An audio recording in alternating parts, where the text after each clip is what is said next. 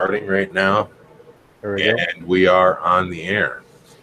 So, welcome to the very first episode of the Michigan Bros Grow Show. Today's guest is Abolished Farms, and we're really excited to not only start this show, but to start this show with a conversation with him. So, I'd like to introduce myself. I'm Skillbo1, and you can find me on Instagram. My co-host name is sequence_mi, and I'd like to toss it over to him right now. Hi, what's up? We are really excited to talk to Abolished today and really highlight what he's doing as a Michigan grower. And after we talk to him, we're going to continue talking to more Michigan brands and growers and highlight what those guys are doing around the great state we have here. I'll be at Cannabis Cup as a quick aside, and then June. I'm going to be there on the 8th, and I believe Skilbo will be there on the 9th. So if you guys are going to be there, reach out to us, and maybe we can meet up.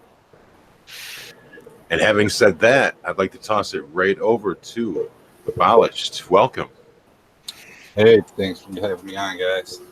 It's good to have us a Michigan, type show. Finally, there's a lot of shows out there that do a pretty good job of covering us, but we have so much going on that we really need one that's focused on this state.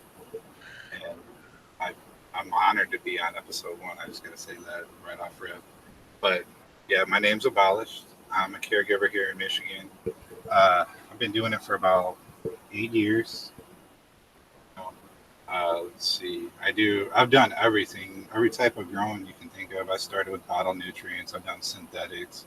I've done the little powders, the blue powders, the brown powders, and the little crystal salts. I ran hybrid systems, which I'm wanting to go over with you guys tonight, because you can do no-till, your regenerative farming, and you can add these certain products in there to get certain boosts. Yeah. Oh yeah, I'm excited to hear about that for sure. I'm wanting to learn more about organic and no-till and stuff like that, specifically for using outdoor. So I'm excited to learn from you today.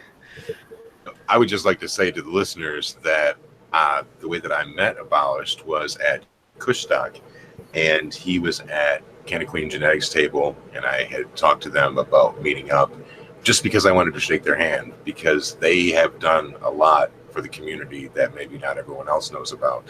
They have been big on the live stream community and giving back information and other things to people. And they're kind of like what the cannabis community that I want is about. They're just free with the information. They're empathetic and everything else. And when I talked to him at the Kushstock, he was just a super genuine guy, really friendly. He's just solid, man. So thanks. Thank you. I try to be. I'm very blessed with what I do, and if I'm not going to be giving and open with everybody, then I don't really deserve to be where I'm at. Is the way I feel.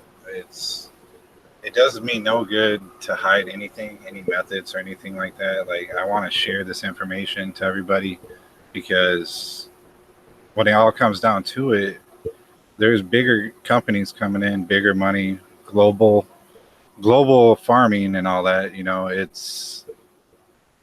It's something that we won't be able to keep up with. Like, they'll be able to offer it to us at such a low price that majority of people won't even try to grow.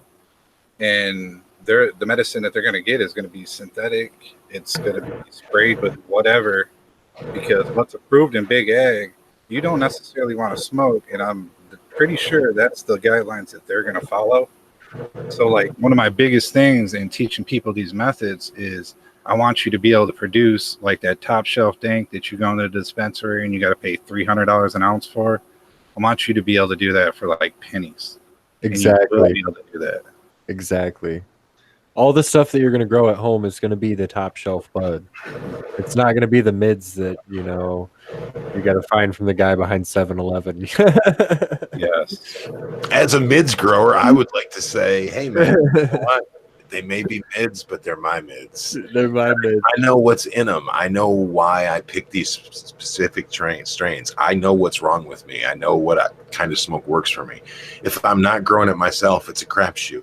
I got to go out on the block. I got to go to the dispos. I got to go where I got to go. But I might not find that consistency. And as someone who truly is a medical patient of this and uses it as his sole medication, a lot of what we're talking about is hitting home with me, because I know what's not on my medicine. I know what pesticides I haven't used. I know that there's no heavy metal issues with it. I know that there's no bug issues with it. I'm good with that. There's better weed out there than mine, and that's okay. I'm striving for it, but it's kind of like you got to start where you start. And that's what, there's people coming online every single day that with legalization and recreation, people just want to learn how to do this themselves. They don't want to have a gigantic warehouse or to have it overtake their life. They just want to know, hey, how can I put up a small tent, toss a couple plants in here so that my wife and I can have some giggles on Saturday nights? That's not a bad reason. Affordably. Yeah, and one of the sections that I'm going to go over tonight, like how to build like your actual setup, is a setup for a 10 by 10 area, which majority of us should have access to. That's just a small bedroom, and that's enough to take care of you, gift to your buddies and probably some of your extended family. Like it's plenty, and you guys won't be spending anything to do it. Oh yeah. I'm getting ready to set up a 10 by 10. Oh yeah, He's so excited he's got quarters falling out of his ass. I did too. money. All right, well then let's just jump right into it. Let's start our conversation. What do you have for us today? Well, I guess we can go over how to set up the room first. And before I do that, I want to give a little disclaimer on that. This system is set up for minimalist, frugal growing. To get the top shelf dank for pennies, like I was saying. And convenience and access is a factor in this. You might be able to do something better than me depending on what you have access to. Like look into KNF, Korean natural farming, any kind of ferments. Like you might have access to horsetail around your area. Then you can go and make your own silica. I don't have that option. I have to travel like 2 hours away, and there's only like 2 months out of the year that I can harvest them. But anyways, after you get this all set up, the initial the cost monthly is somewhere around $250, and that's basically just your electricity and add a little bit in there for your water. This doesn't include maintenance or any kind of upgrades because shit happens, guys. It's growing. You got to be ready for it. You can't be weak, that's for sure. If you're one of those people that throw in the towel when it gets tough, growing's not for you. Well, you're saying $250 a month. That sounds like a zip to me. You know what I mean? So I'm going to be getting more than that back. It's going to pay for itself after the initial, popping the seeds or growing the clones out and flipping them to flower and everything else. It's an investment. It's going to pay for itself. It's a little bit to get started, but it's definitely worth it. Yep, especially if you have patience or whatever. Like you're growing decent stuff right now in Michigan. It's about $10 a gram, and so that would only be, like I said, an ounce. To run your grow, and I'm sure your patient would be more than happy to take care of that.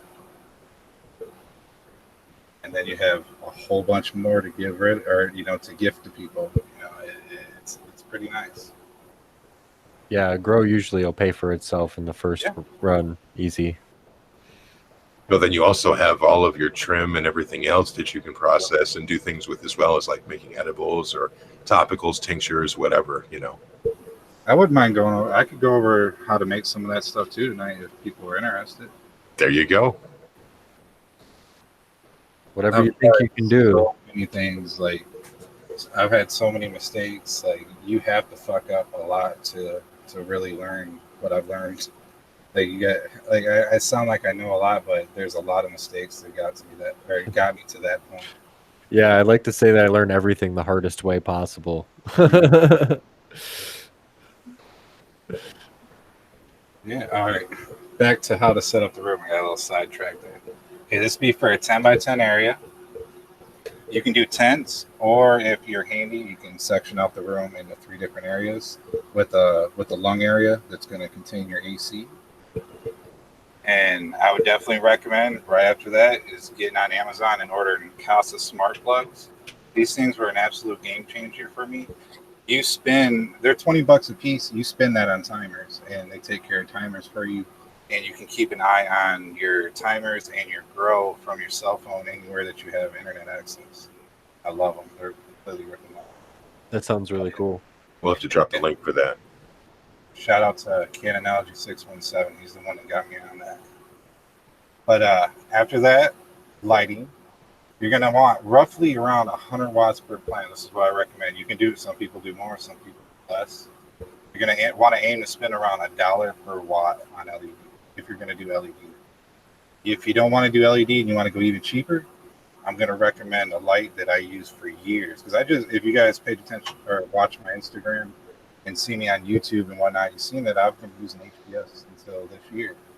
And the light that I used was set up from Apollo Horticulture. It's a 600 watt. It's literally, you can sometimes find it for $100, but most of the time it's 120. Comes with the complete setup. You can grow 2-3 grows under the light before you have to change it out. And when you change it out, it's only $20 for the bulb. Right, and a 600 is a perfectly practical light, very cheap and affordable to set up, and really good for the headspace you'd have in a typical Michigan basement, for example. Well, and you don't deal with the heat of a 1K either. That's another benefit to running a 600 versus 1,000. Not just that it's more like energy efficient for you to operate it. The bulbs are cheaper to replace, and it, like I said, it's also cheaper to cool, which means you can use a smaller exhaust fan. Yeah, and you can keep it closer to your plants. And then let's see, after lighting, you want outtake for about 3 to 4 tents or rooms around.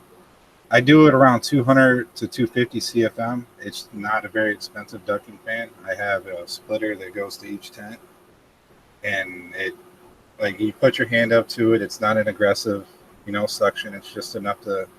I see the tents go inward, so I know it's enough. And I have that, duck into the main lung room, which I'm sitting in right now. And then in front of me is an AC, and that conditions and cools the room, which was the next thing I had on there was a window air unit. If you can get one that's got a temperature gauge on it, that's nice. Normally those are a little more expensive. Since we go through them and we're using them yearly, throughout the whole year, I would recommend like going to some place like Menards and getting a refurbished one for like $75, and then getting a $20-$30 temperature monitor like this right here. Yeah, I was gonna say I like the Inkbird. I use those too. Love that stuff. Oh, you knew what it was. Yeah. But yeah, then after that, you can you don't have to get fancy with the humidifier if you need humidity.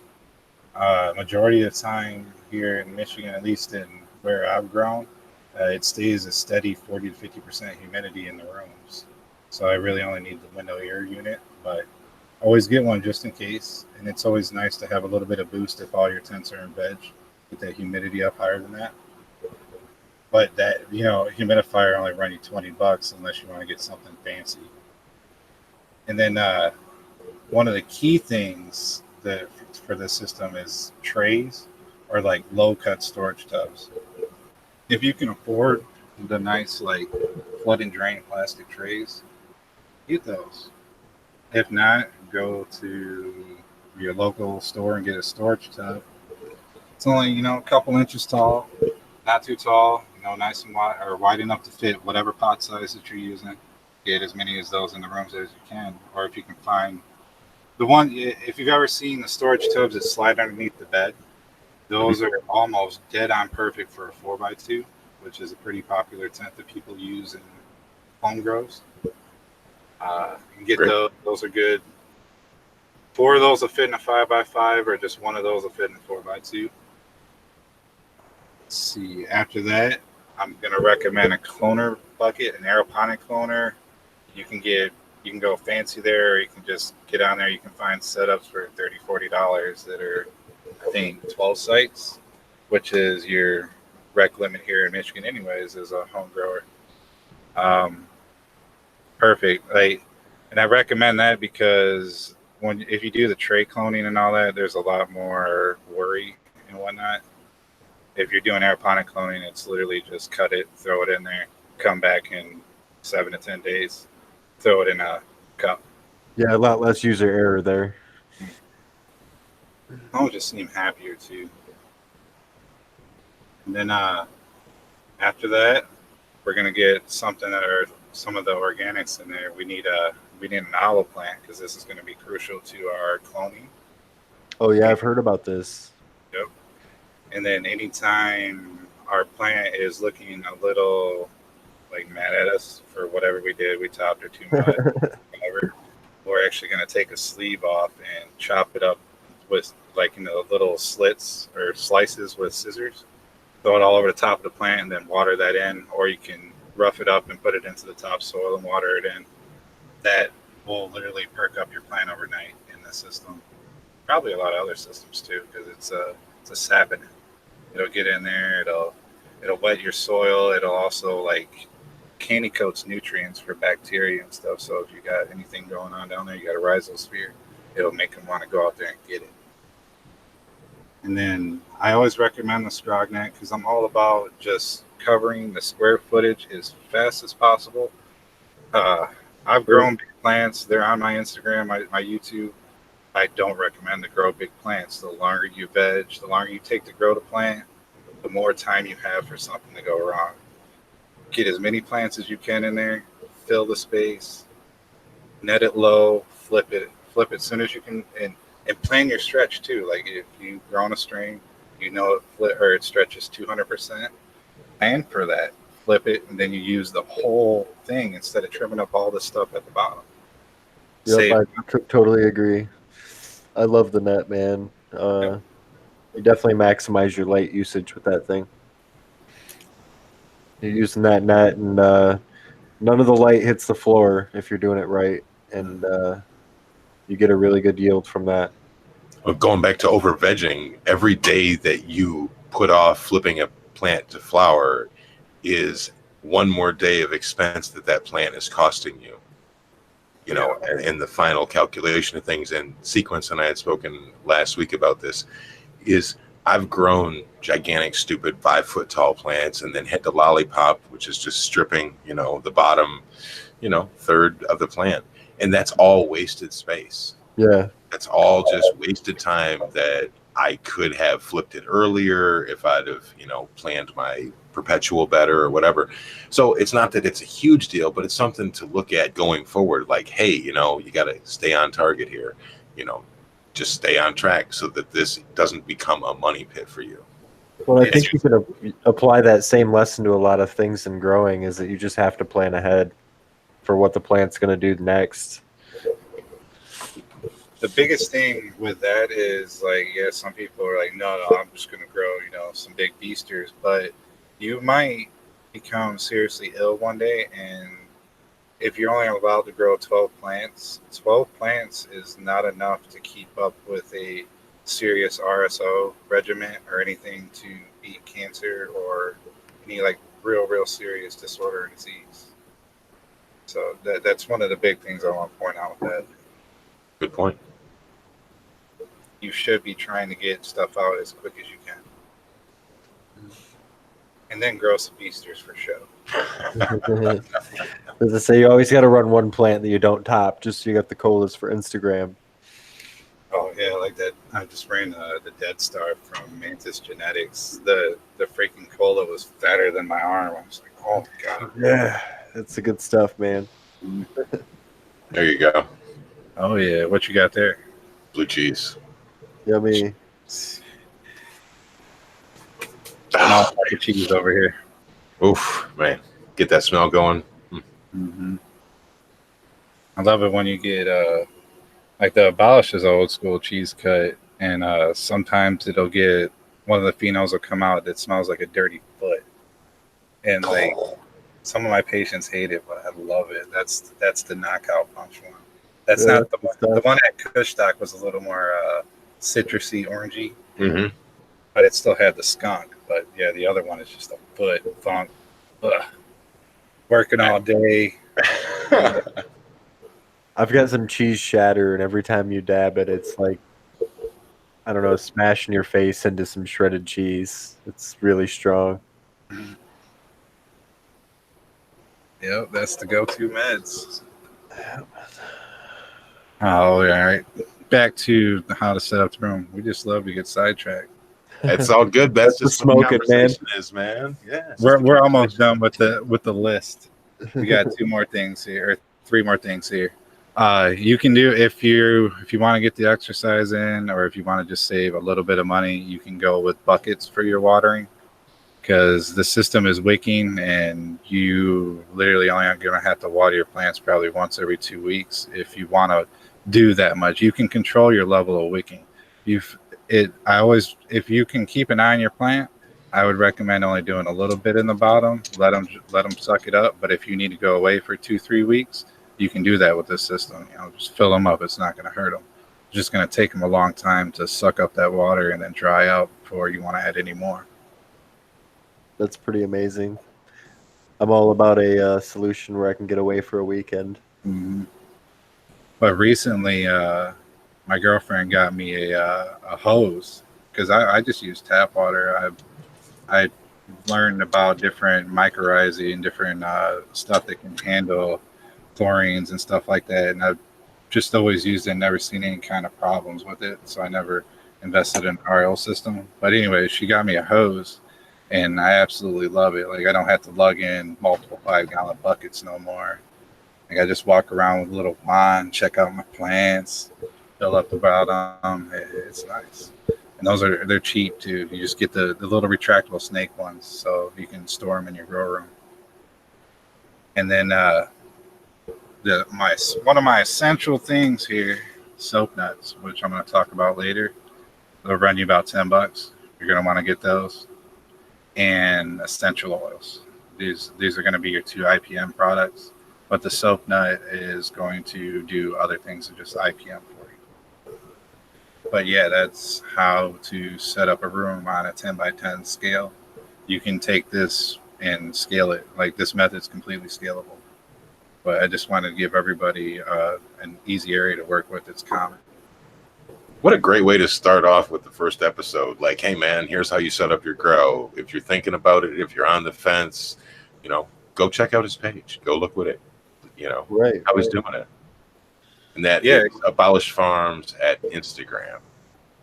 Yep, and then on YouTube, you can find me long ago on the Dab and Gab. You can find me on Trichome Chasers, Buffalo After Dark, and I really hope I didn't miss any other shows, because I'm going to feel terrible. You always forget somebody, man. And I got then put on the spot last time, remember? I was trying to name people off. I was like, oh, man. then they DM you later, and they're like, you mother. It hasn't been uploaded yet, so nobody said shit. Oh, I got my roach pack here. I'm going to take us a little smoke. All right. Well, I'll ask you a question while you go ahead and hit that. So now that we've went over setting up a room, I think the logical next step would be, how do you go about selecting what strains you want to grow and stuff like that? Are you selecting from seeds? Are you selecting from cuttings? Now that you've got your room set up, what are you starting with here? Now that it's set up, I don't think I would take in a cutting unless it was from somebody like I wouldn't mind getting a cap cut, but I would still be scared taking it in. It's a virgin room, you know what I mean? It's a virgin room. Yeah. Why do we want to bring something in like that if we don't have to? If you got the cap cut, hit me up on Instagram. I would love to swap over my Abolished OG if anybody has a legit cut. I would be willing to take the risk. That or the Larry Sinclair. But other than that, I will only start from seed. I will not take in cuts. And that's mostly for IPM. Yeah, I've had russets in the past. Like, it was about 4 years ago. Yeah, about 4 years ago. It took me out for about a year and a half because I had no idea what was going on. I thought it was deficiencies. Like I tried everything, and then it took a really nice microscope to find these fuckers. And I was talking to someone yesterday about how russets are basically the cancer of the growing whole deal. You know, of anything that you could have, that's got to be the worst thing, I think. So how'd you get rid of them? that's the thing. It Typically, was like, you got to nuke your room.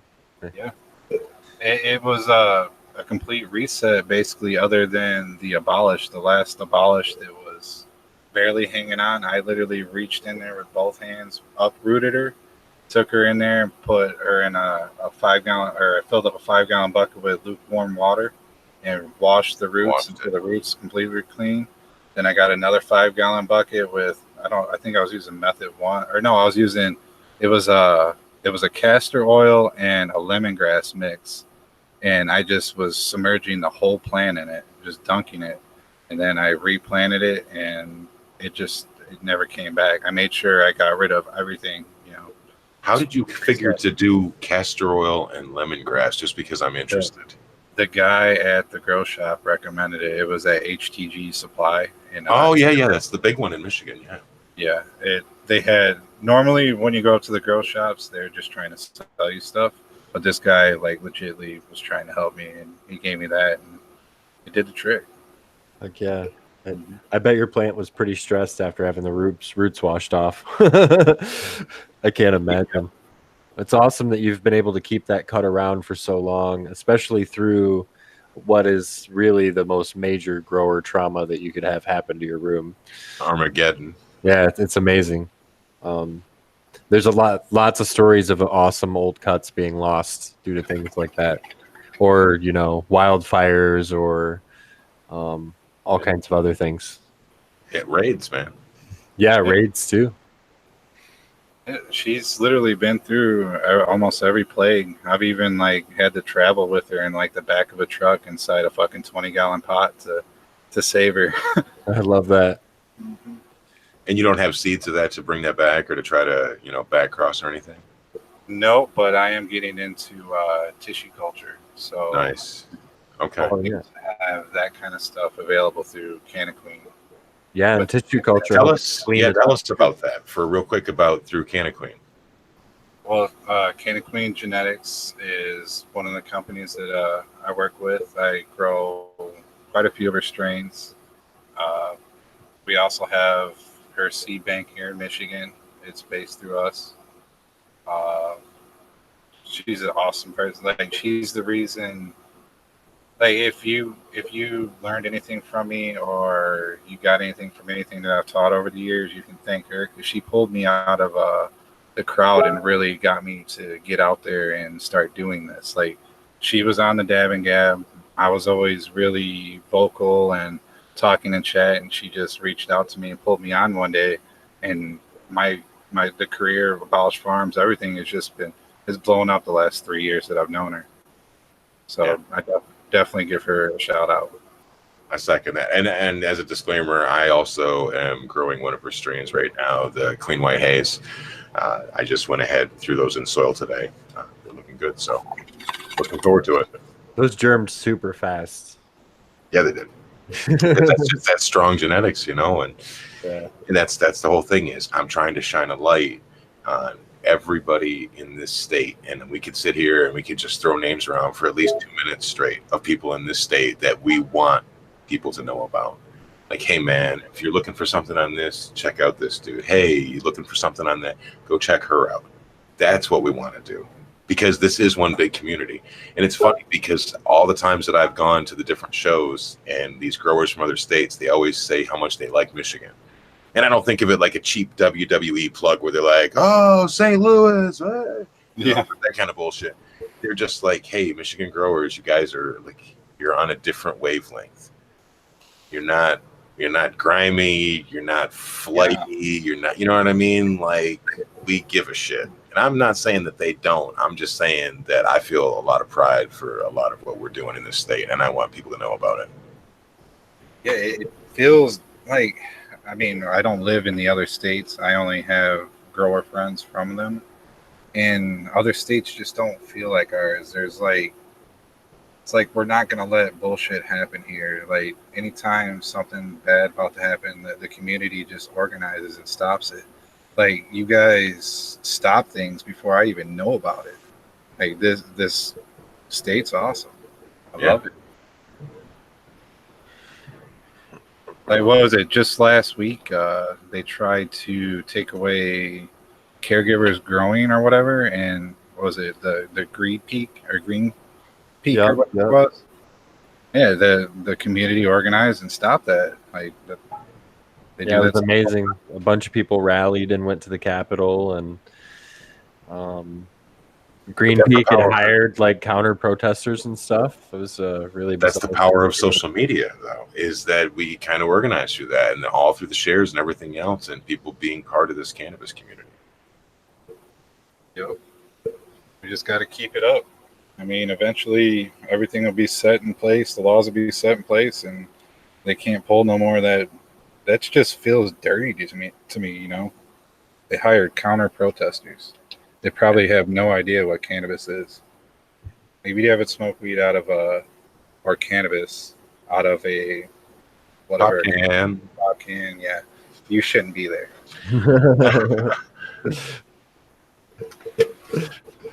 Hey, like I said, I started in the 80s, so pop cans and all that. Yeah. Yeah, I was a late bloomer. I didn't start until I was 20 years old. I mean, I tried it when I was a senior in high school, but I didn't really pick it up until I was about 20 when I started getting abolished. I fell in love with it. When I got that reel, huh? Mm-hmm. So, what do you guys think? This is the first episode. We're rolling along. I'm not even sure how long we've been bullshitting here, but we'd love to hear some feedback on this from listeners out there. And if you would like to, talk to us, hit us up on Instagram at the Michigan Bros Grow Show. Once again, I'm Skilbo1. My co-host is Sequence_MI, and we have Abolished Farms with us today. So picking up where we left off, fellas, Sequence, what do you got to say on any of this? Well, now we've talked about seeds and kind of how we would go about building a room. So do you want to go through the next step? What kind of medium selection you would choose, maybe for a budget grower or for what you consider an optimal solution, or maybe those are the same thing. Sure. I'll go over. Well, actually, one more thing before we get into that. Guys, run your lights in your systems at night because, as far as I know, we get lower rates after 7 p.m. with DT. Just I want to throw that in there. I had it in my notes and I forgot to say it in the first section. But this is how you build your pot.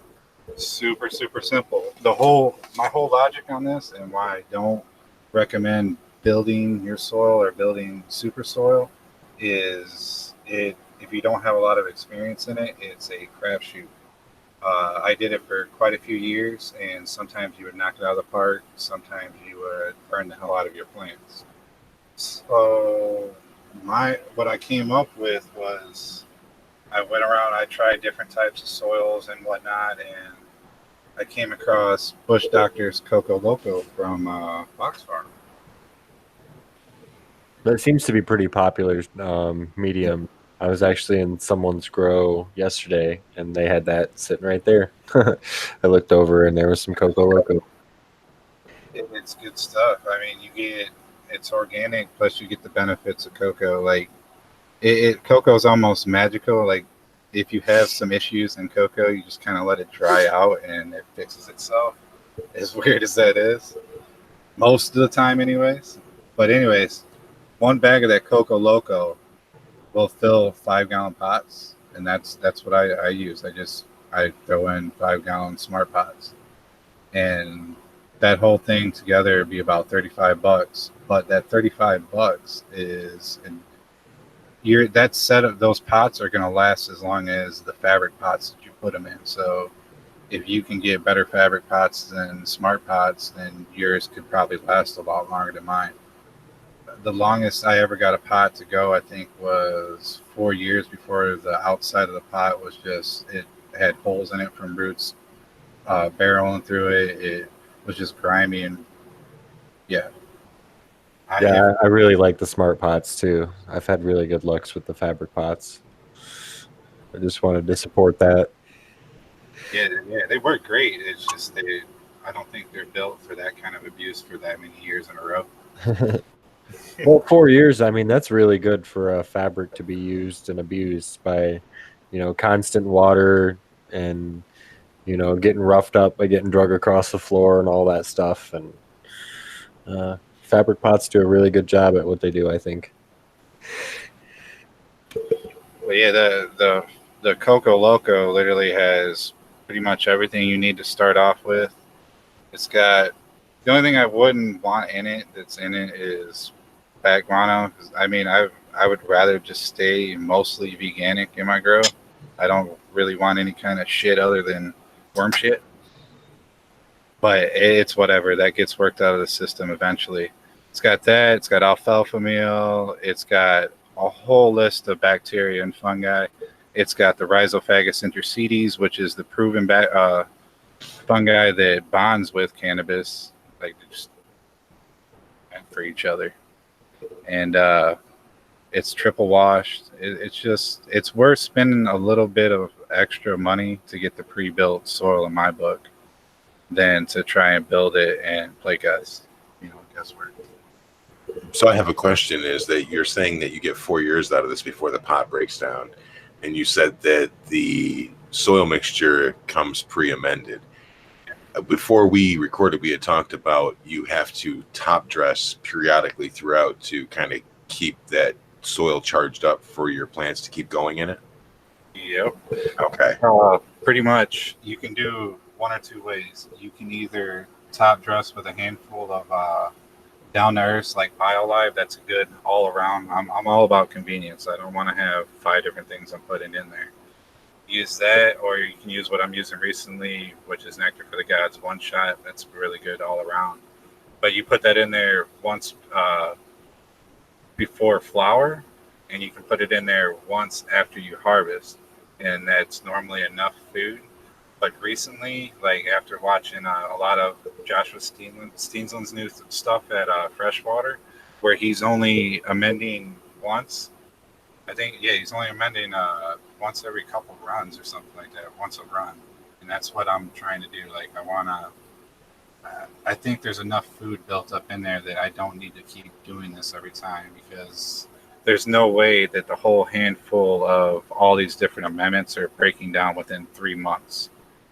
Like, right. I think I need to. Some of those things, they don't even become available until after 6 months or a year.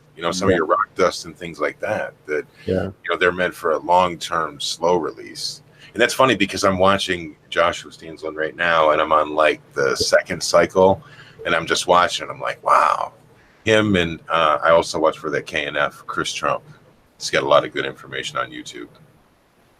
You know who else we lost all this footage is Brown Guy 420. He was like really to just bring it out there. I used to watch him every day. I wish that dude would come back. He's one of the victims of corporate cannabis. Yeah, he really got screwed over. I watched him for a long time on GrowTube Roundtable. Shout out to them. And he got done dirt about bad. I would say a lot of things that I do, I learned through him. There's a lesson in that too, is that we had talked earlier about how, with people coming online and big cannabis coming, like it is coming. It is coming, and there's nothing that you can do about it. So if you don't pay attention right now, then chances are it's not going to matter to you later on until it's too late. And that's a shame. Yeah. The only thing you can do about it is get your quality as good as possible. That's all you can do. Well, and overgrow too. Pass your seeds out. Don't be stingy with it. Don't be stingy with the information. You didn't learn this on your own. More than likely, somebody pointed you in the right direction. Even if you say that you learned on, as I said last episode, grandma's knee. Grandma still taught you. So don't act like there's some secret sauce or some shit like that. Look, this is a plant. Share it. It's about good vibes and positivity. Right, exactly. Spread the information, because like that, and support your local, if you can get a caregiver and say you don't like the way he grows, it doesn't taste that good, why don't you talk to him about organics, and point him in the direction of me or anybody else that does that.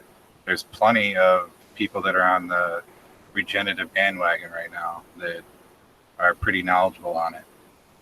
And try to improve your local meds, because if these people have the means to do it, support them, because the bigger money is going to come in, and you're not going to like what they produce. Yes. It's going to be very limited. Diversity is key. There's I was gonna over say, 600 compounds in this plant, and you cannot give me that in 3 different strains. yeah. Are you excited about having the same two different kinds everywhere? Right. There's a reason we call it dispo weed and not dispo cannabis, guys. Yeah. And like we were saying, at a home grow level, you can grow the top shelf stuff all the time because you can afford the plants a level of attention that they really cannot at a really commercialized level. And if you suck for the first year, you suck for the first year. Don't give up. As long as you're not being stubborn about this and you're saying, hey, you know what? I really like that it didn't kill it, and it at least went until it died on its own. That's your first victory. Your second one is, oh, wow, you know what? It didn't turn brown in the second week of flower. And the next time it's going to be a little bit better and a little bit better. And then at the same time, if you were able to take clones of that plant, you're going to be seeing that plant's going to become more and more acclimated to your environment, whatever that may be, and it'll become stronger. And it's just you're going to grow with the plant. Be patient with this. Well, yeah, and somebody that's listening to this is going to get really lucky their first time too, and run into no problems at all, and have really nice looking plants and great yields too. So you just never know. And then They're going to be the ones that are shook when the shit goes sour Oh, on yeah. their fourth grow. for sure, absolutely. They'll start blaming the genetics or something dumb like that. Yep. Yeah. That would definitely be. I had my aunt grew my abomination, which was a fluke cross of the Abolished and the Amnesia Haze. First time growing, all that, whatever. It was some of the most dank looking cannabis I've seen in a while. I guess it had the funk of the Abolished, but it had the Amnesia Haze bud structure with the resin. I could post some pictures on IG again. It's a few months back, but she never let me try none of it. It looked so. It didn't even make it to me. That's criminal, man. It is. So we had talked about Canaclean. Can you tell us, you were speaking earlier about Mantis. Can you tell us about that? Canaclean or Mantis? Mantis. Yeah, Mantis is it's kind of cool how I kind of met up with these guys. My buddy Canonology, I won one of his sorry, this was from the first grow off, the one where I placed first in the division for the Fire and Flames. I won the 2 packs. It was a pack of Dead Star and a pack of Sour Melon. And I seen like my buddies grow Mantis, so I figured I'll pop them, and they were feminized too. I was stoked about that. That's like the first time that I've tried to mess with feminize. Up until this point, I kind of bought into the stereotype from a lot of the bigger seed breeders that say stay away from feminize, it's bunk. But, I decided to give it a chance, and it paid off. Their sour melon, that's staying on the menu for sure. It's super loud. It has it's their Lucille OG times the 818 headband, which you guys can go on my Instagram. Wow. See tons of footage on that. I grew it for years. Like absolutely sour, fucking amazing strain. But she's ugly. She is a pain in the ass to grow. But all those strains are almost all right down the line Lucille OG. So there's something in that line that somebody is trying to accentuate and pull out of it and lend it to other strains. Yep. Yeah, the Dead Star had the Lucille OG in it also. Interesting observation there. Yeah. You like that?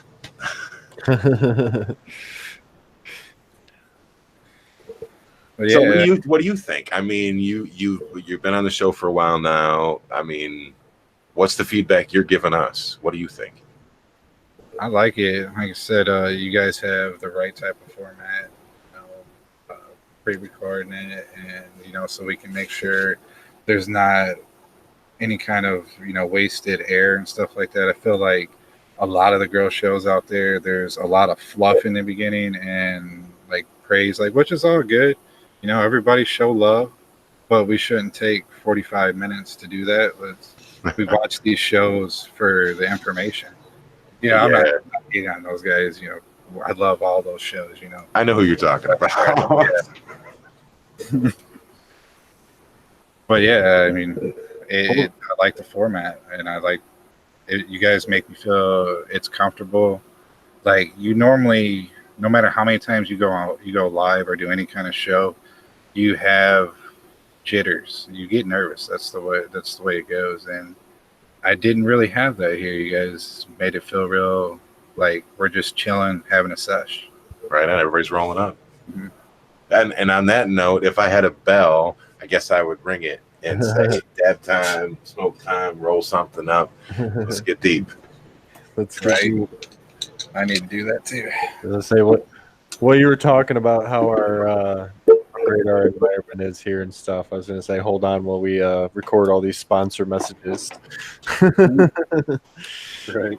And I don't have a problem with that. If somebody is in the state and they're about the right thing, man, why wouldn't I want to let people know that that's an option for them? Support local. Why not?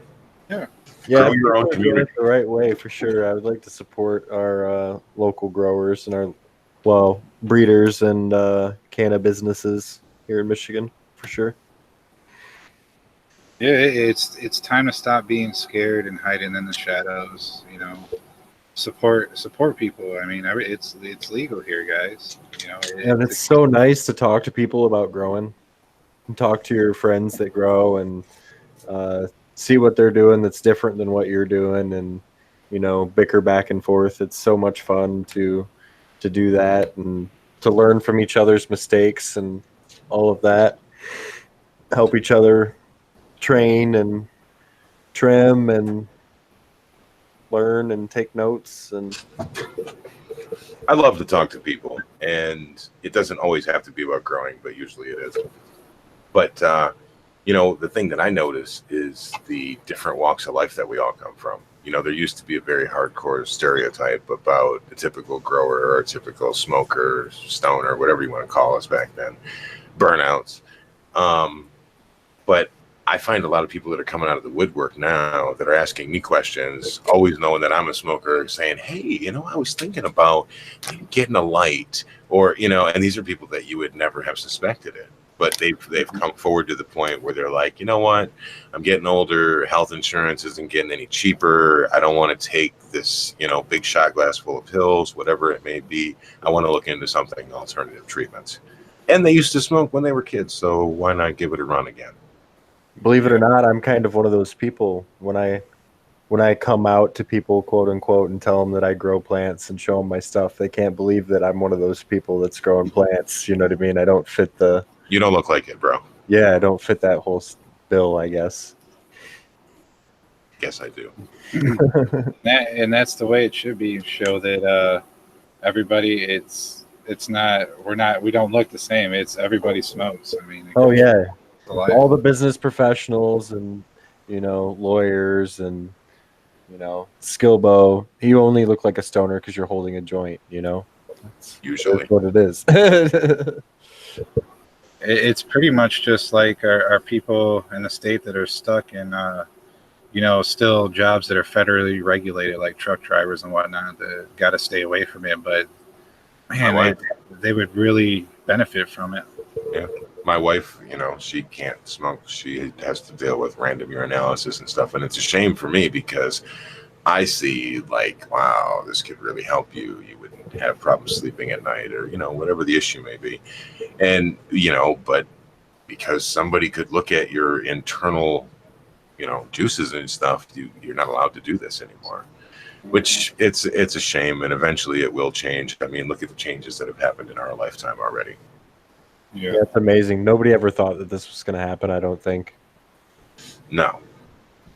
You think back to like the 90s and mandatory minimums and people being incarcerated for, having an eighth in their pocket.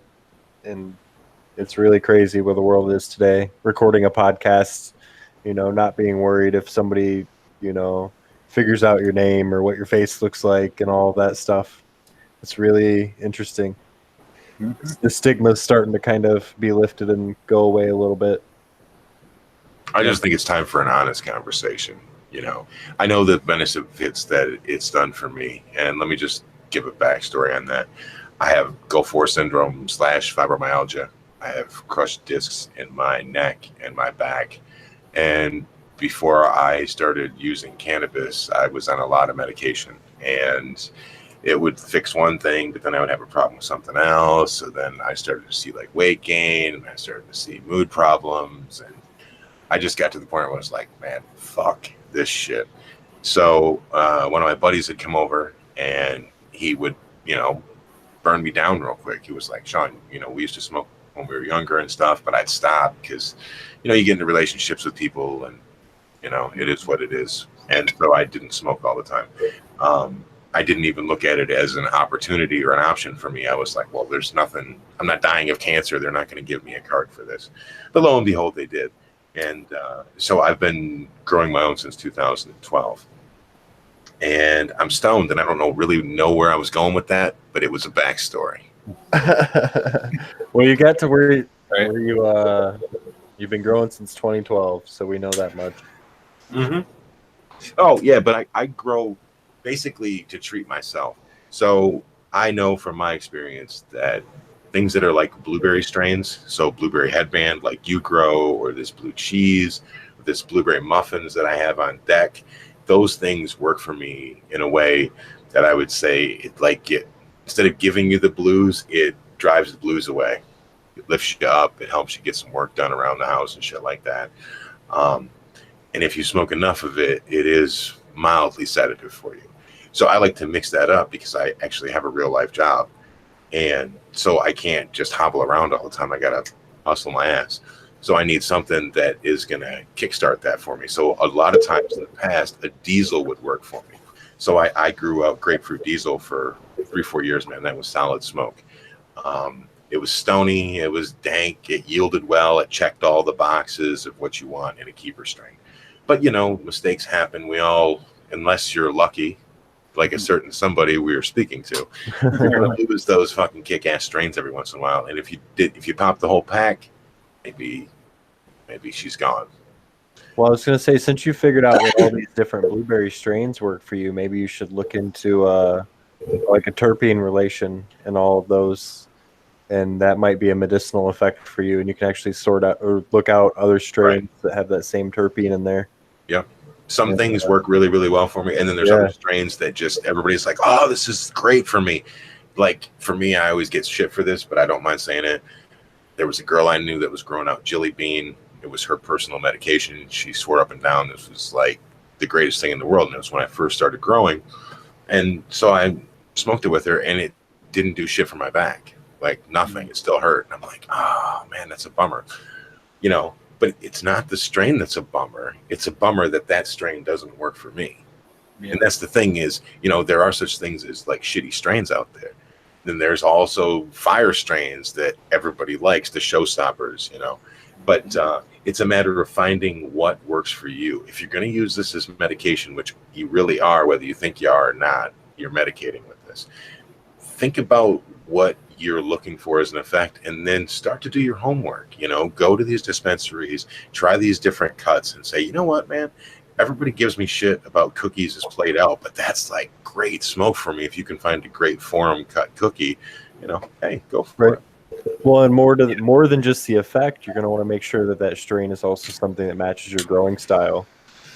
You don't want to pick a strain that is really good for Sea of Green or something like that if you can't grow in that style. What do you think, Abolished?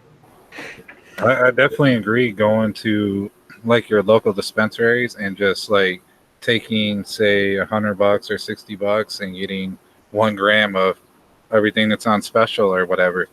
It's good to diversify your cannabinoid profile, Your and palate. yeah, and then see what really works for you. Not Smart. just being really medicinal for you. Like, you shouldn't stick to just 1 or 2 strains. Yeah. I think you'll get burned out if you do that. I find that if I smoke the same thing just constantly, repeatedly, it kind of, you get burned out on those ones. You know what I mean? They don't do the trick as well as they did. You have to make a salad where you're like, well, I'll take 1 bud of this one and 1 bud of this one, and I'll grind them up, and there's my salad, and it'll work again for you. Yeah, I found that if I usually mix like 4 or more really quality strains together, that I can typically get a nice hallucinogenic effect. Right on. That's good stuff.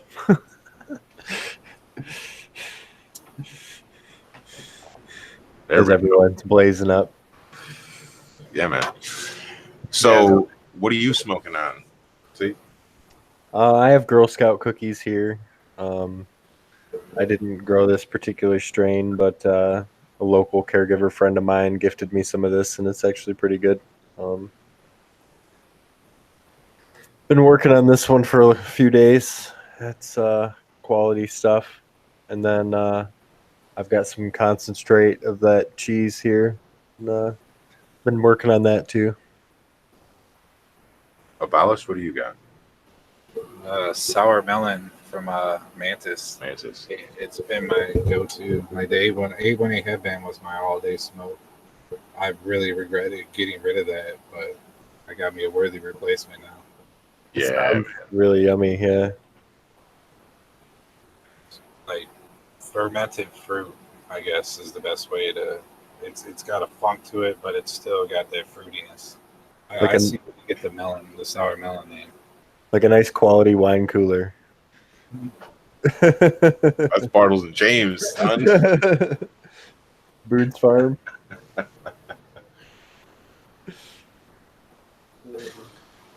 Oh man, I have no idea how long we've been on. Damn, I just realized I got I was explaining how to build the pots, and I got a little sidetracked there. I guess I could make sure I get through that whole section, so we got a solid segment for it. Sure. All right, go through. Let's see. Okay, the first run is 1 bag of Bush Doctor's Coco Loco, and that'll cover about 3 5-gallon pots. And you're also going to want to buy your Crimson Clover on the first run. Get that going on there. That's for your top dress? Yeah. If you can't get your plants or your seeds in there right away, it's plant your cover crop right away. The faster you get that going, the better. And then your watering for it is going to be liquid. And like I said, one of the big benefits of wicking is you can walk away for.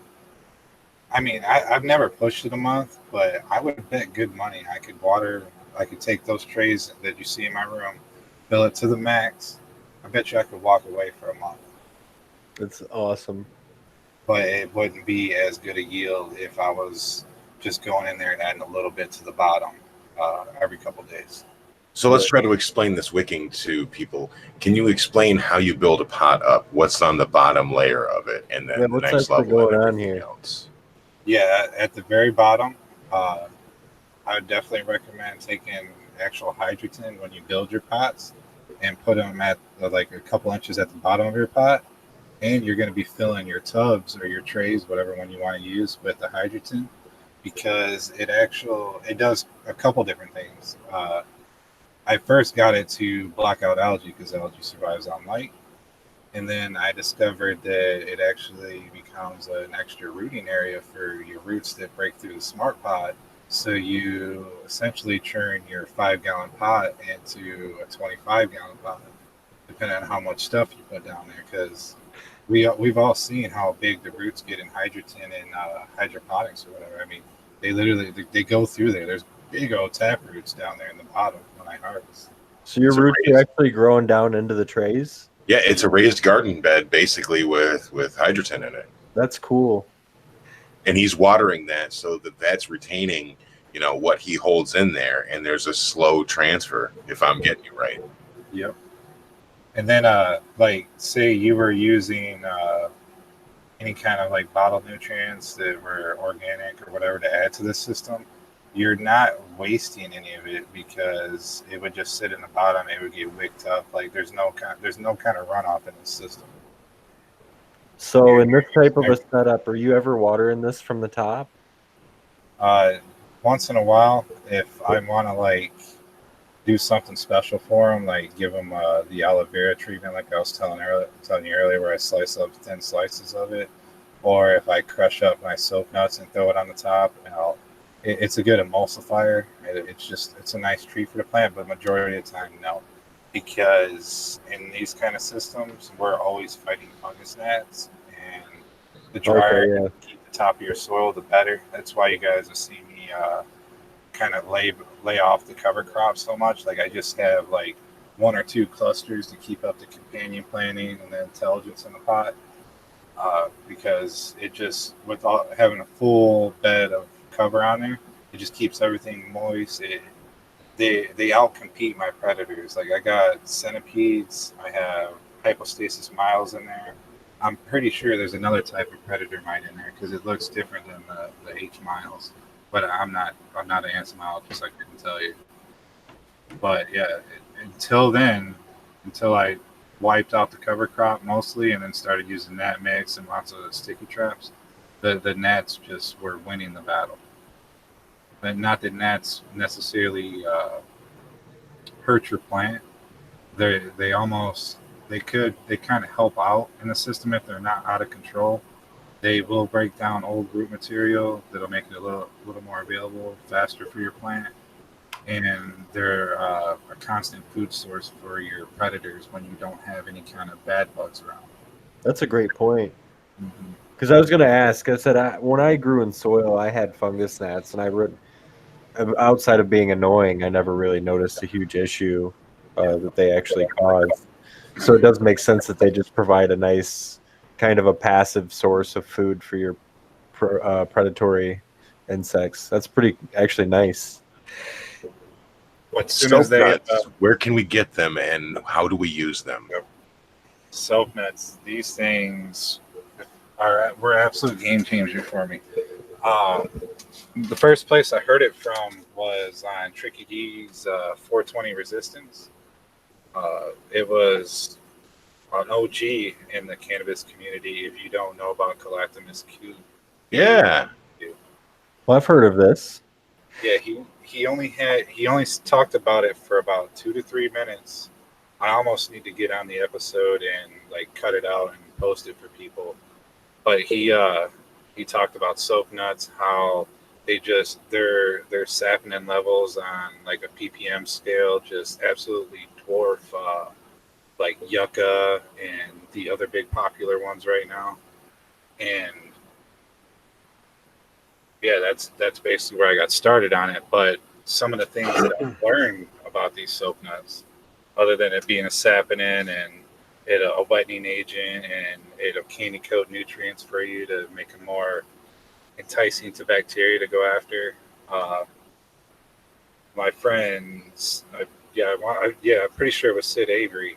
He sent me a study from, I want to say it was from one of the schools in Ohio, and it talked about how they use soap nuts on a large scale to take care of mosquitoes. And it had a really unique way to take them out. It actually attacked, it was either a pupa or a larva stage, and they've never had like a biocide that was that effective before. Like it only takes like one soap nut to pretty much emulsify your whole sprayer. Like you shake it up, you can use it for multiple uses. So you're saying one nut, because I'm looking this up on Amazon right now, and I see it's like Cocoa Boo, 100% organic soap nuts, USDA organic certified, hand-picked and sun-dried laundry soap, hypoallergenic, chemical-free, 240 plus loads, 1 pound. So that 1 pound would last me, in theory, quite a long time. Yep. And was it Canna Queen has actually been using it in her res, and she just puts a couple in her res, and it keeps her water emulsified and waters it right into the plants. I keep soap nuts down in the actual like hydrogen trays down there at the bottom. I've been using the hell out of them. Like I don't have the lab equipment, so I roll it. I trust in these things so much. I want to see what they do that I try them in different ways, and they've just been amazing for me. So that was $18.95 on Amazon. But I have a question then. So I have these 4x8 beds. How many soap nuts would I need, and how would I utilize those for myself? Would I top dress those? Would I just add them to my watering? Would I use them as a foliar? What would work best? What I would do if you're like really good at making things is the like sprayers that you can buy from like the Devil, like Scott's or Miracle Grow or anything like that, that onto your hose and it runs the water through it and it mixes in with your water and sprays the nutrients out. Yeah. If you set up something like that and put a soap nut inside that, I would recommend doing that. That would be awesome. But other than that, it's only going to take, like I said, one soap nut. You just have to make sure you let it soak and you agitate it. If it sits in there, you're going to be able to emulsify a huge reservoir of water. I wish I knew exactly how big hers is, but she's only using a couple. Man, that's great. Like, do you know how much water you would be giving your bed each time you water? Like how many gallons? No, since I'm just starting it, I'm not really sure what I'm going to do yet. Okay. I'm just kind of winging it. I was wanting to do like an automatic watering system, but then I get to the point where I'm like, man, I got a lot of money in this already. I'm not trying to throw a bunch more at it by buying blue mats out of the gates or something like that. And I just haven't done enough research yet to know basically what the best way is going to be for me to do it without overwatering. There's quite a few people that have some big ones out there on YouTube. Was it Urban Farmer? He's got a pretty decent setup. Doesn't Josh use the blue mats? Yes. Yeah.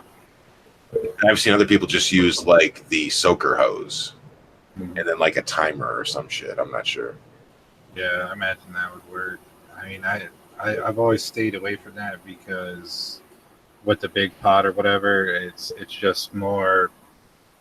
I can't deal with problems as easy when there's that many things dedicated to one area or one whatever. I like having the 5 gallons. Right. Well, if you have a failure, it is localized usually, unless it's some kind of outbreak or something. Yeah. But if it's like a nutrient thing, you're good to go. If you got to cut it off, oh well, fuck it. I got these other 6 going in flower at the moment. So yeah, I definitely understand that. It's kind of like running an RDWC system. You know what I mean? Like, oh yeah, it's great and everything, but when you weren't paying attention, you got a big root, jammed up between lines 1 and 2. So everything after bucket 1 hasn't had water since the last time you checked. Right. Everything is good and everything sucks at the same time. They all have their little caveats. Well, I was explaining to someone that today because I use cocoa. And I was saying kind of like hydro, because cocoa is growing so fast, you've got really fast growth, but you also have really fast death if you do it poorly. And you have the same with that other types of setups too. And with a soil setup, you have a lot more flexibility in that. You have a little bit slower growth, but you also have a lot more of a buffer because you're just watering with water. It's all trade-offs, man. It's all trade-offs. Every method has a trade-off. You can say, well, organics is more forgiving and slower, but it's also slower to recover. You know what I mean? And if you're fucking it up, I don't know. Not sure about that. With hydro, you can have instantaneous, like, I need to basically, I goofed up. I need to flush this reservoir. Well, you can do that and then just run your hose through your root ball and rinse it out completely, refill, and you're good to go. It goes back to what we were saying earlier about saving the Abolished cut. It's like dunked everything. He was good to go. I don't know how many times I've, watered and then meant, I need a little bit more CalMag and fix that in a day. Mexican cocoa. Super easy. Yeah, and I don't discourage against that type of growing at all. I've done it in the past. It serves a purpose.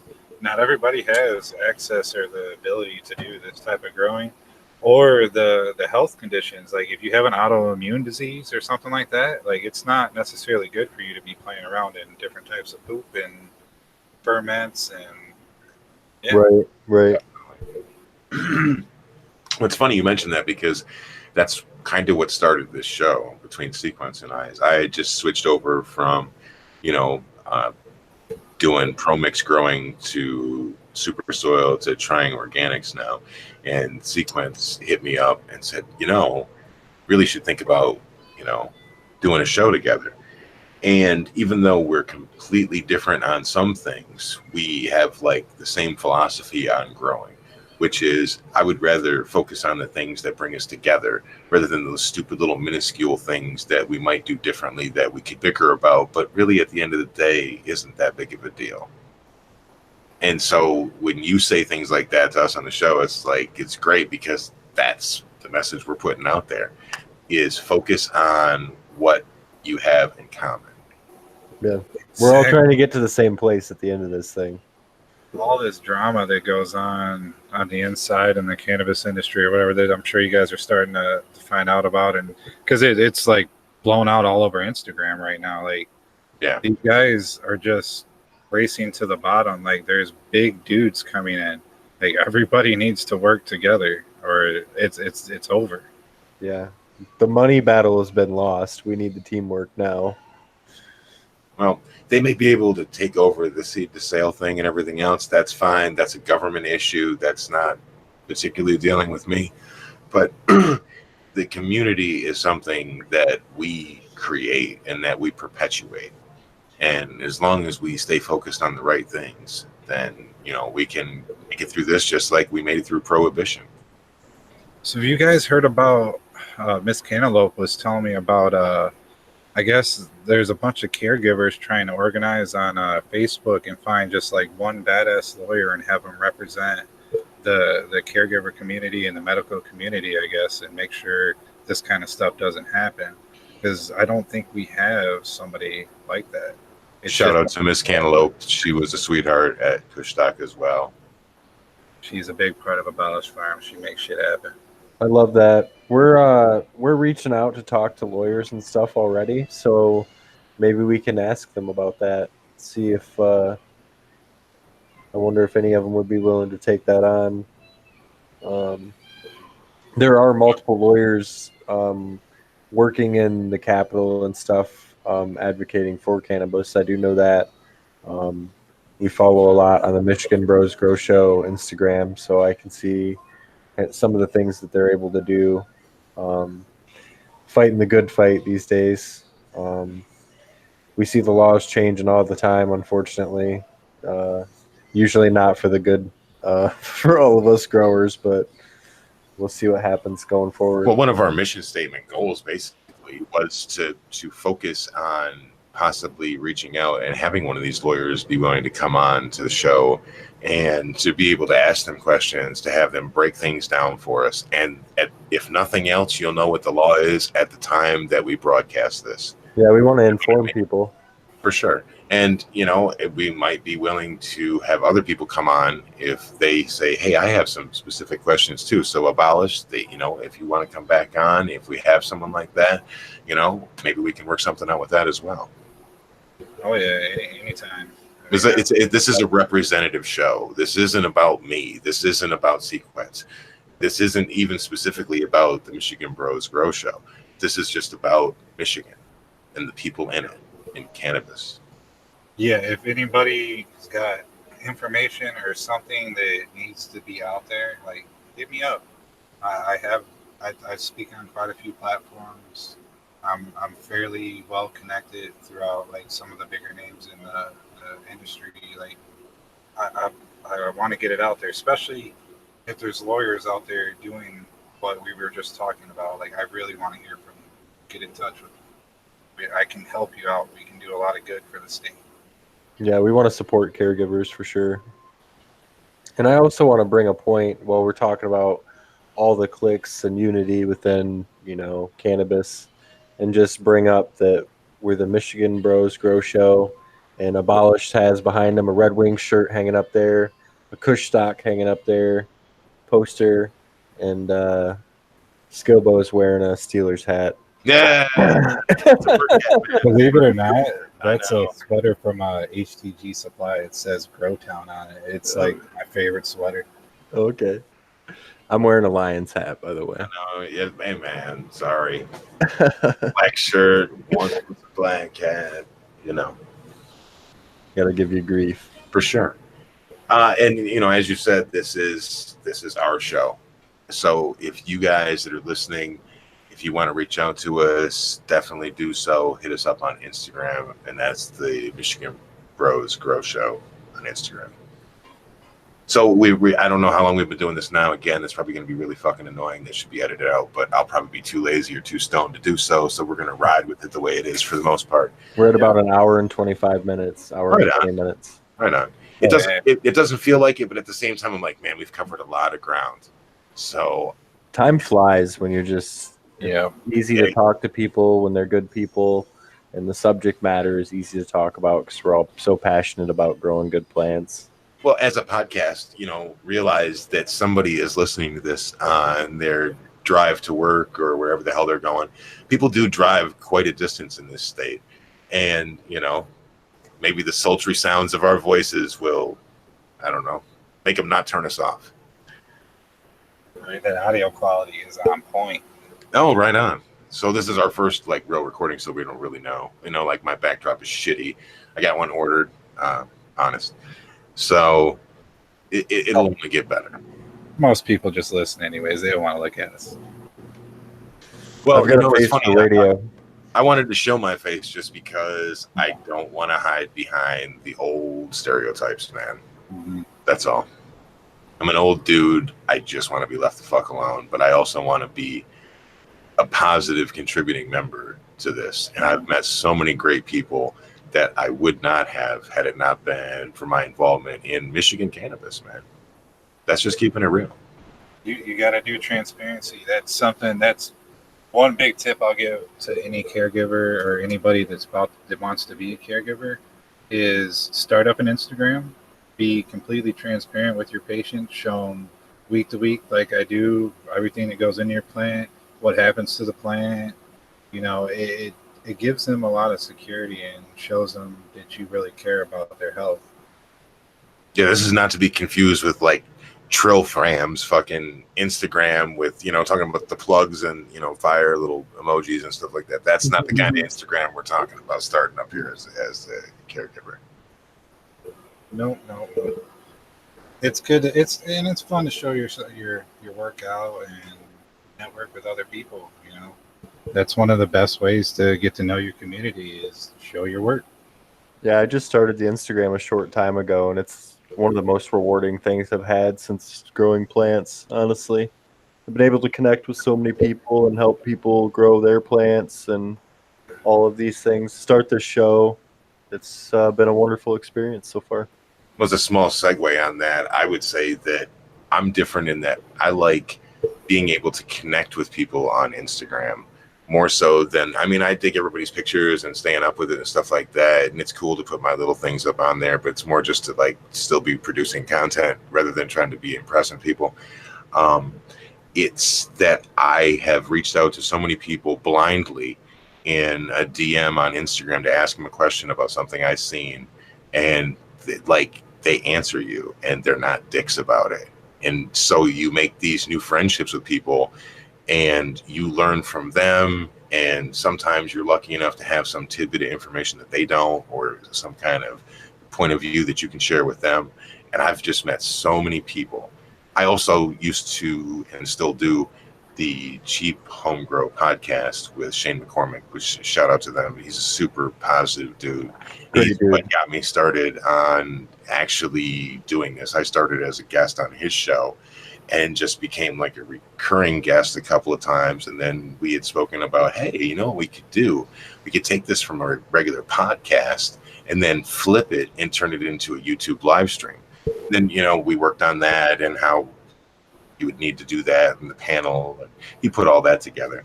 But it's 10 episodes in, and it's become really successful. And everyone that's involved with it is positive. And that's what I like the most is, they disagree and we disagree and everybody's going to disagree, but it's how you disagree. You I don't disagree. have to be a dick with it. Exactly. We can I disagree, sir. That's okay. Yeah, it's been awesome for developing relationships with people. I helped out one particular guy so much with his plants that he's actually sending me some seeds as a gift for making his plants look so cool. So Awesome. Instagram's super rewarding. If anyone wants to send me free seeds, super rewarding. Yeah. It doesn't take long for those to start showing up once you're on Instagram. It seems like everybody's just handing out seeds lately. Yeah. And that's a good thing, I mean, because again, every one of these is different. And as a medical user, not just as a stoner, I want to smoke everything. I want to try it all. Yeah. And it may be something that I would never suspect would work for me. And from the scientific mindset, you just want to try everything anyway. Just for sure. See what works. Yeah. Do a little research before you start popping things. There's a lot of bunk genetics out there. Oh, yeah. Yeah, man. Don't take a long flowering sativa that takes like 6 months like me and completely waste your time growing it. And just do some research on the company. Even if your friends send it to you, they might have sent it to you because they didn't really want to grow it. Right. Everybody's known the 12 or 14 or 16 week hazes, or at least heard of them. Some of us have grown them. Some of us enjoy them. I love haze, man. I don't mind a nice long flowering haze sometimes. You get a lot of savory flavors from haze that you don't get in an indica strain. It's funny though, because a lot of people kind of have this standpoint that everything should be, 49 days or 56 days or whatever. And it's like, you can read what it says on the pack and all that. You can look at it under the scope. But I don't know, man. Sometimes you can let a plant go another week or two. I went for a while where I ran damn near everything at 70 days. This is going to be a thing, man. When people don't have to worry anymore about the production quantity of what they're growing because the price is so cheap, right. You're just going to grow whatever you like, and it's not going to matter how long it takes to flower anymore. Well, I was amazed at the difference. Cool. Yeah. Go ahead, Abolished. Oh, I mean, I don't mind the longer flowering ones myself. Like, I like the way they taste. They're like the sativas always end up being my own personal stash, other than the Abolished. But you cannot smoke the Abolished all day. Them old school cheese cuts just put your dick in the dirt. But yeah, until recently, I was almost leaning away from them because I have to keep up with my patients' needs, and I couldn't have those kind of plants taking almost an extra month of real estate in the room before I could start another room. But recently, I took a little bit of tech that I picked up from Colin from Ethos Genetics. He was on the DGC, and he was talking about revegging plants and how during the last trimester there's no new root tip growth, and to actually get any kind of re-veg growth in the plant, like any kind of that would make the bud not look good, it would take up to 3 weeks because there'd be no new root tip growth. And he also talked about how at that point you could switch it over to 24 hours of light. You just cut down your power in half, and it still ends up getting the same amount. But anyways, I started doing that recently. I did it with the sour melon. I'm doing it with the Abolished right now. It seems to be finishing the Abolished off a little bit quicker than normal, and there's a like a fall red color into it that I haven't seen in a long time. Like I'll get a pink and purple, but it's got like a fall red to it right now, which is kind of it's pretty. Yeah, I want to support this by saying I saw that same episode, and Colin definitely seems to know what he's talking about. I'm running some of his genetics right now, and the plants look really good. What do you have going? I've got Citral Glue and Crescendo reverse back cross. I'm really excited about both of those. They're all topped, and they'll be going in the Scrog net as soon as these Skywalker OGs are finished. Yeah, I want to do a side by side and actually get down to PSI labs and get some actual science on that. But I'm almost convinced that the terpene levels are higher when you finish under the 24. So what week are you doing that? Starting right when they hit day 50. Like this one right here, the two CBD strains, the Nightingales, they actually finished up at they probably would have been done at 45, but I didn't chop them until about 48. As soon as those were done, I flipped this to 24 hours, the very last plant in the tent. So it's on day 53 right now. So I'm probably gonna let it go to 60 like this. Do you know what the CBD Nice. plants test at? No, I haven't took those in yet. I got freaked out, honestly, recently with the stuff that went on with Phylos. That I'm still not taking any Canis prize cuts or anything like that in there. Yeah, But I'm really excited about CBD lately. I can tell that it's high in CBD just by smoking it. It'll literally, like if I'm too abolished out, Yeah, sober you up. Yeah, I'm instantly good to go. So you've ran this how many times before? Nightingale is on its third run right now. It's a really pretty plant. The trichomes are like a purple color. Really, really beautiful plant. She's gorgeous. Like she's got the bag appeal and the look of something that looks like it should just annihilate you, and you smoke it, and you get the CBD buzz if you've ever had a very medicinal. Yeah, I love that. As a medical caregiver, I'm always looking for the next best, CBD strain that I can deliver to my patients. yeah. Once I get that tested, if it's a 3-to-1 or even if it's a 1-to-1 or whatever, I'll definitely be just handing that cut out to anybody that it can actually help them. I feel like 1-to-1s are something that really need to be looked into more so than the extremes that we've seen in the past of 20-to-1 CBD to THC and things like that. I mean, those have their place, but I feel like the more that you're getting the balanced, parts that the plant has to offer, maybe that might be a better medicine for more people or for more maladies. That and people can finish this strain up, in 6-7 weeks. That's awesome. That's only 45 days. That's really nothing when you're growing plants. Yeah, medicinally, I've had a really good effect from 1-to-1s, definitely. Yeah, it's less than 7 weeks. I mean, that's not even 2 calendar months. Super fast. So, yeah, buzz that make people ooh and ah. So, I think that this has been a great success for us, and we've learned a lot, not only about you specifically, but about each other. And, as I said earlier, about focusing on the things that we share in common. None of us are doing it the same way, but we're all getting results that we're happy with. And that's probably the thing that we should focus on, since we're talking about, the cannabis community in Michigan at large, is don't look down on somebody else. Just, you know what I mean? Be supportive.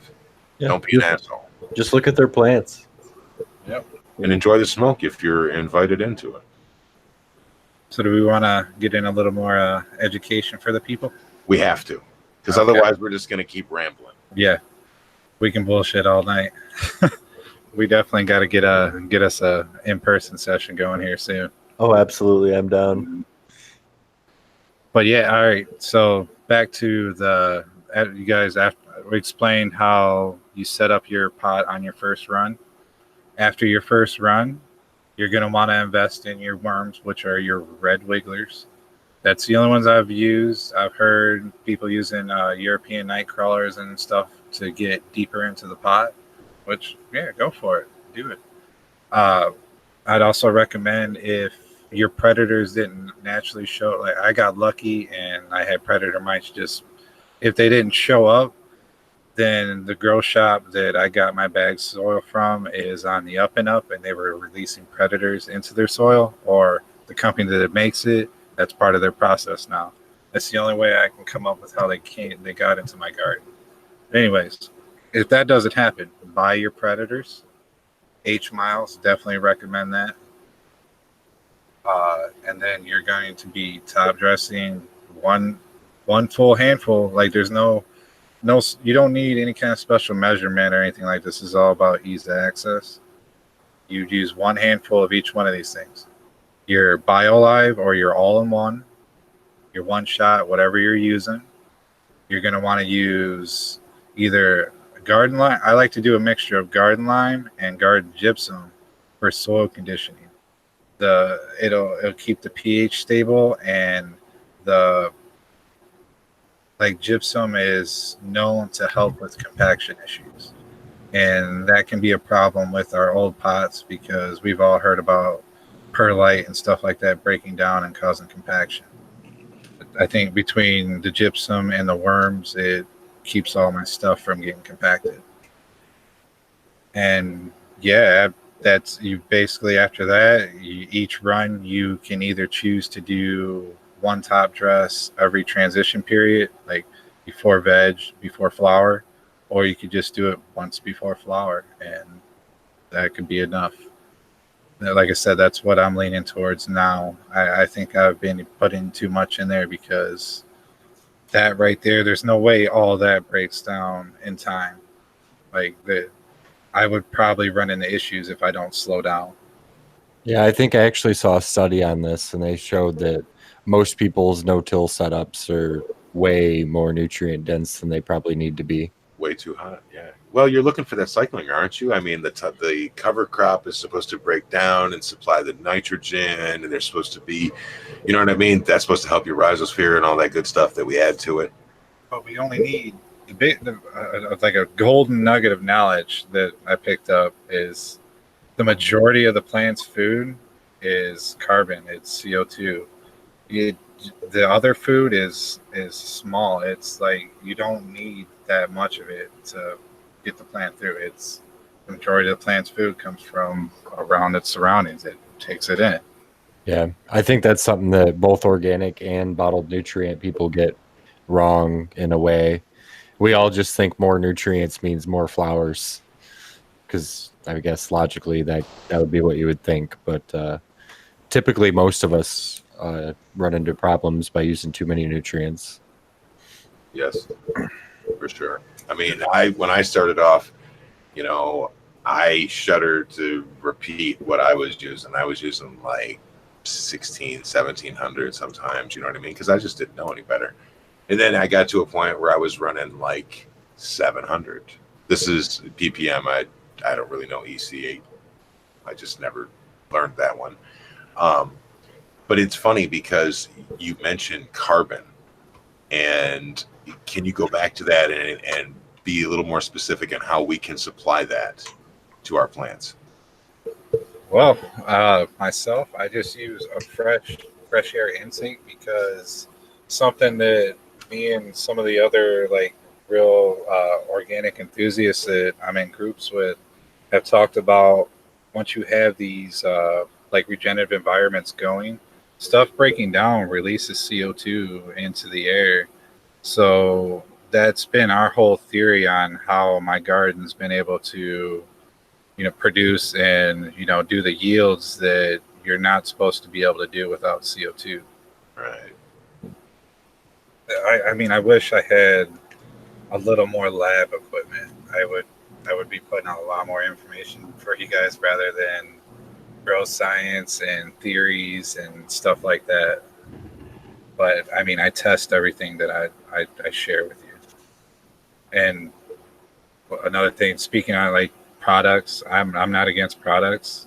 One of the things that I was going to go over tonight are some of the products that I've actually used in regenerative systems, and they work great. Like BioLive, I talked about that earlier. Mammoth P, if you can afford Mammoth P, it will increase your yields. There's no bullshitting about it. It's scientifically proven. Like just use it. It is a little bit of an investment at the beginning, but yeah, if you do the numbers, it's a fairly cheap nutrient to use. Another product I've used is Biosis from Athena Ag. That is, I believe it's a 7-strain microbial inoculant. Pretty good. I've also used Nectar for the Gods full line, everything, even the Kraken, some of the special bottles that they came out with. That line works amazing for this system. Like, if I needed to increase yields and like grow some like Easter plants like I was talking about earlier in fully organic environment, I would use this line. Their Bloom Chaos comboed with their Herculean Harvest, which is a calcium supplement, and the Bloom Chaos is a calcium facilitator, and it will literally facilitate that calcium so much that you'll have a deficiency within like a night if you didn't put enough Herculean Harvest in your plant. It's some, you can do some work with that. Yeah, I would add to that. We were talking about things that you can add that are beneficial. I used Organism XL for a long time, if anybody's familiar with that. It's the endo and ecto mycorrhiza, and I've also used insect frass before. Yep. That's another good little thing that you can add. They're both, neither one of them is cheap, but I think sometimes if you can give your seedlings or your seeds themselves or your transplants a little bit of a jump start, by hitting them with a little bit of azos or one of those things that you're dusting the root ball with, you'll really see an increase in your growth and less of a shock in your plant when you're doing it.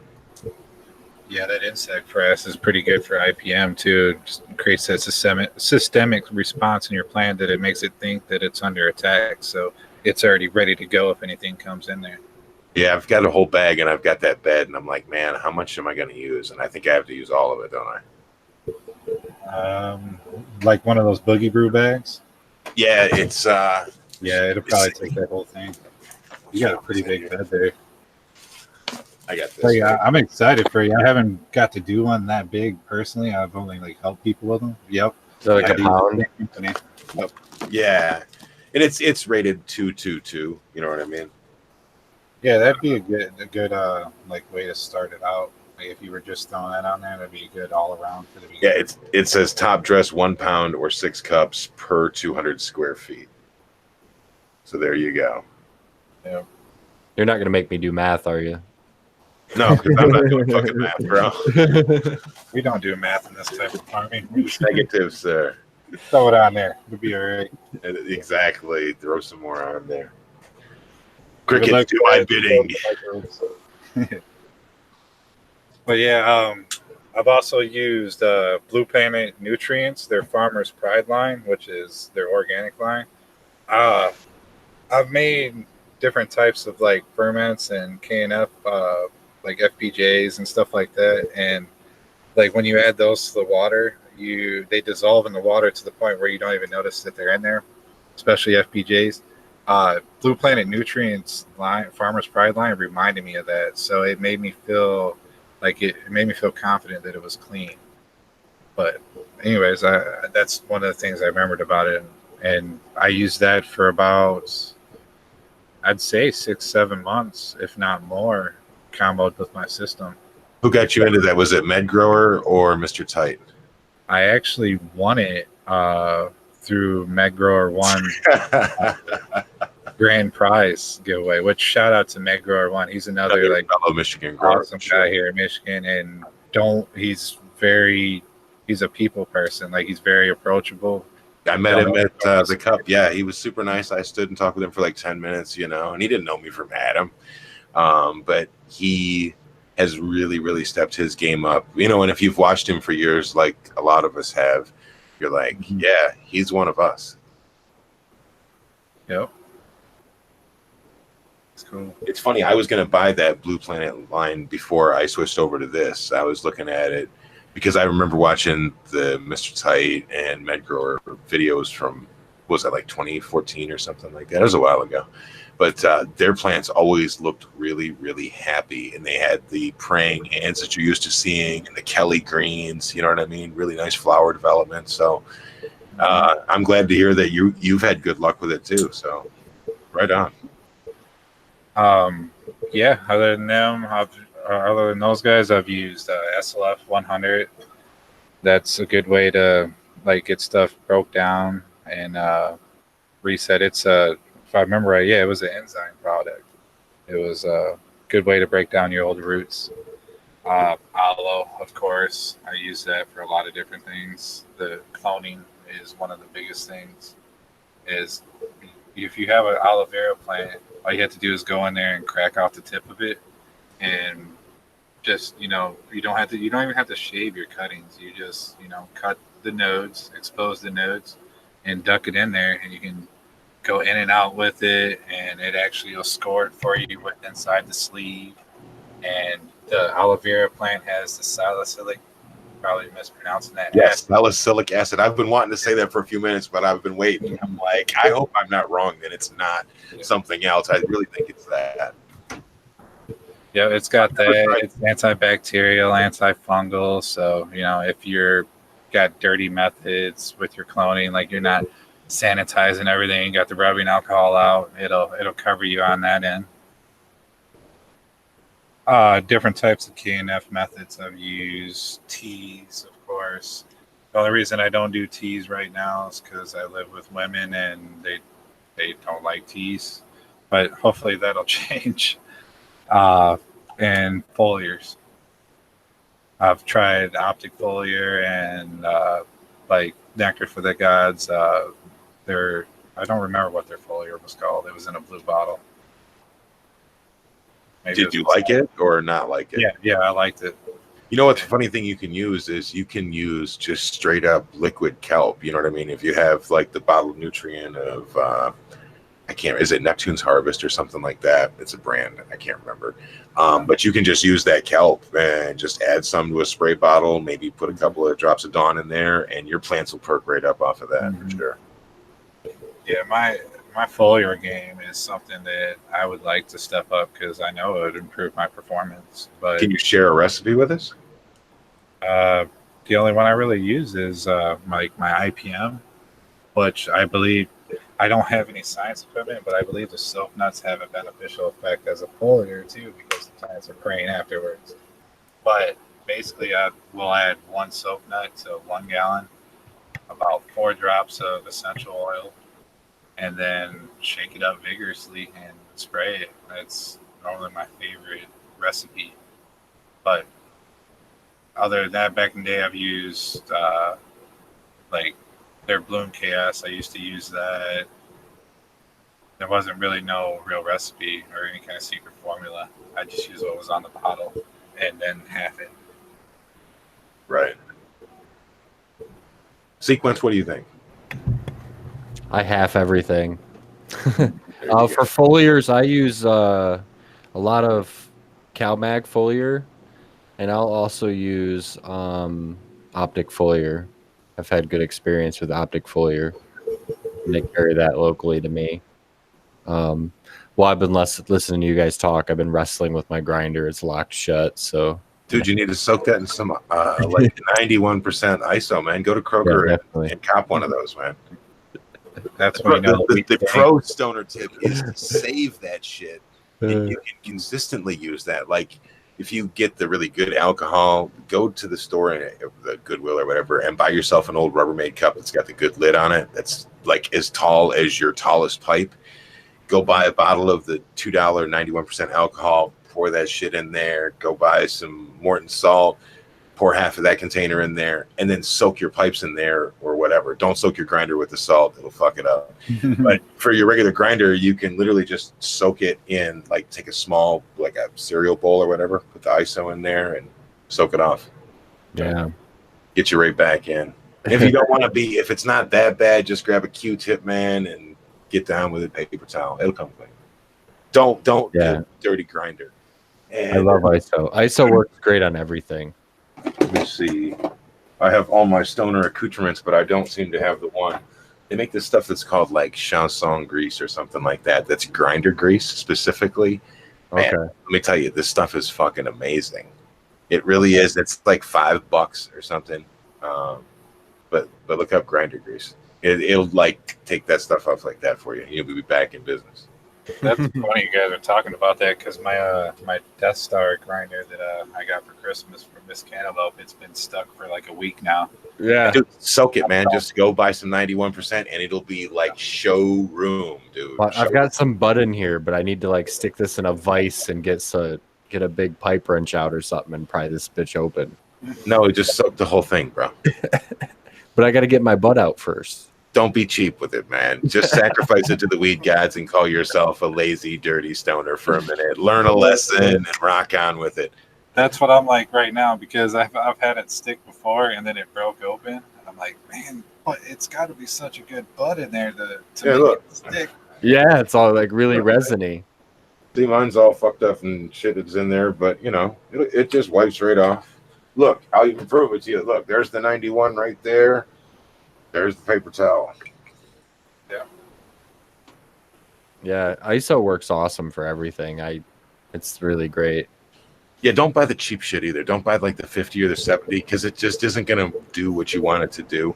Well, Just it's buy the cheap 90. anyway. It's all like 70 cents, so you might as well buy the good one. Right. And don't try to make the extract you've seen on YouTube. No, don't dry it on a plate with a fan over top of it. You're still smoking shit that's not supposed to be in like lit on fire. Yeah, ISO is not good to be inhaling. That's like some 14-year-old shit. Mm-hmm. I wouldn't say it if I didn't do it, guys. I did it back in the day. You were 14. Well, we found out you were 18 and 20, so probably 20, 21. You got into that. It was more the information wasn't out there. Like that's what people were doing on YouTube. Like I just didn't know about the other methods. Look, other than making bubble. In the 80s, they used to scrape all the resin out of the pipes and shit in the 80s and smoke that, so we can't talk about anything bad that anybody's done after that. Yeah. A study just released that said that vaporizing concentrate above 611 degrees is cancer causing. So make sure you keep your dabs below 600 and whatever degrees, 611. Good information because a lot of people go higher than that. Yep. So now they know. Your red hot dabs are dangerous. I wonder what voltage setting that would be on the little pen rig that I use. I don't know, but if you have like a thermal gun or something, maybe you can check it. Sequence with the science. Yeah. I want one of them thermal guns. I've never had one, but that'd be cool. Just go in there and shoot random leaves and get like some real leaf surface temperature. I've They're got pretty one. That's affordable, awesome. Yeah, they're like $20. It's really great. Yeah, I'm about to order one tonight. Very worth it. Trust me. Anyways. I got a shout out here for. Does everybody know who Dab Smiths is? Dab Smiths is amazing. They won the Hash Bash Cup. Dab Smiths. Dab Smiths is really nice, man. Kyle Gardner on Instagram. They won the Hash Bash Cup with their watermelon jelly. Well, Ooh. I've got several different little, half-gram jars, and like every single one of them, dude, it's just got great flavor. It's nice. Everything is written on there where it's sourced from, and it's actually strains like Ninja Fruit or like what I'm going to use right now is GMO. Is that watermelon one? Actually, it's like watermelon terps. Whoops. Sorry, my mic was muted. I honestly am not sure, but I do know from what I saw of it, it looked amazing. It was a crumble, and Dab Smiths makes amazing concentrate. I've had their stuff before, so I don't doubt that it was very, very good. I love the GMO. I love the terps on it. I love the effects of it, man. It's one of those new strains that really does check the boxes for me as far as like smoke. I have no idea what it's like to grow, but man, sensational. Cheers. Yeah, do you guys know who bred GMO? Does anyone know the story behind GMO?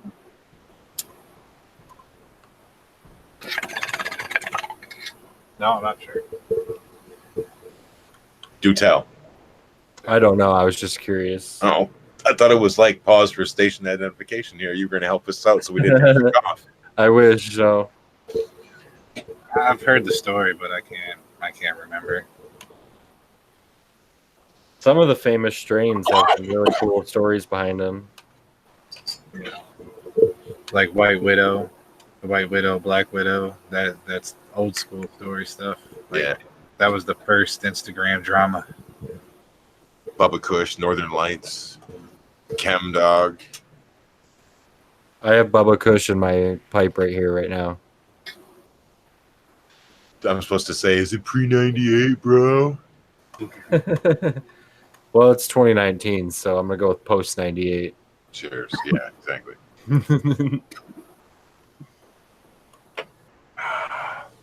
What's next on our bullet point that we've got? We've strayed so far from this time.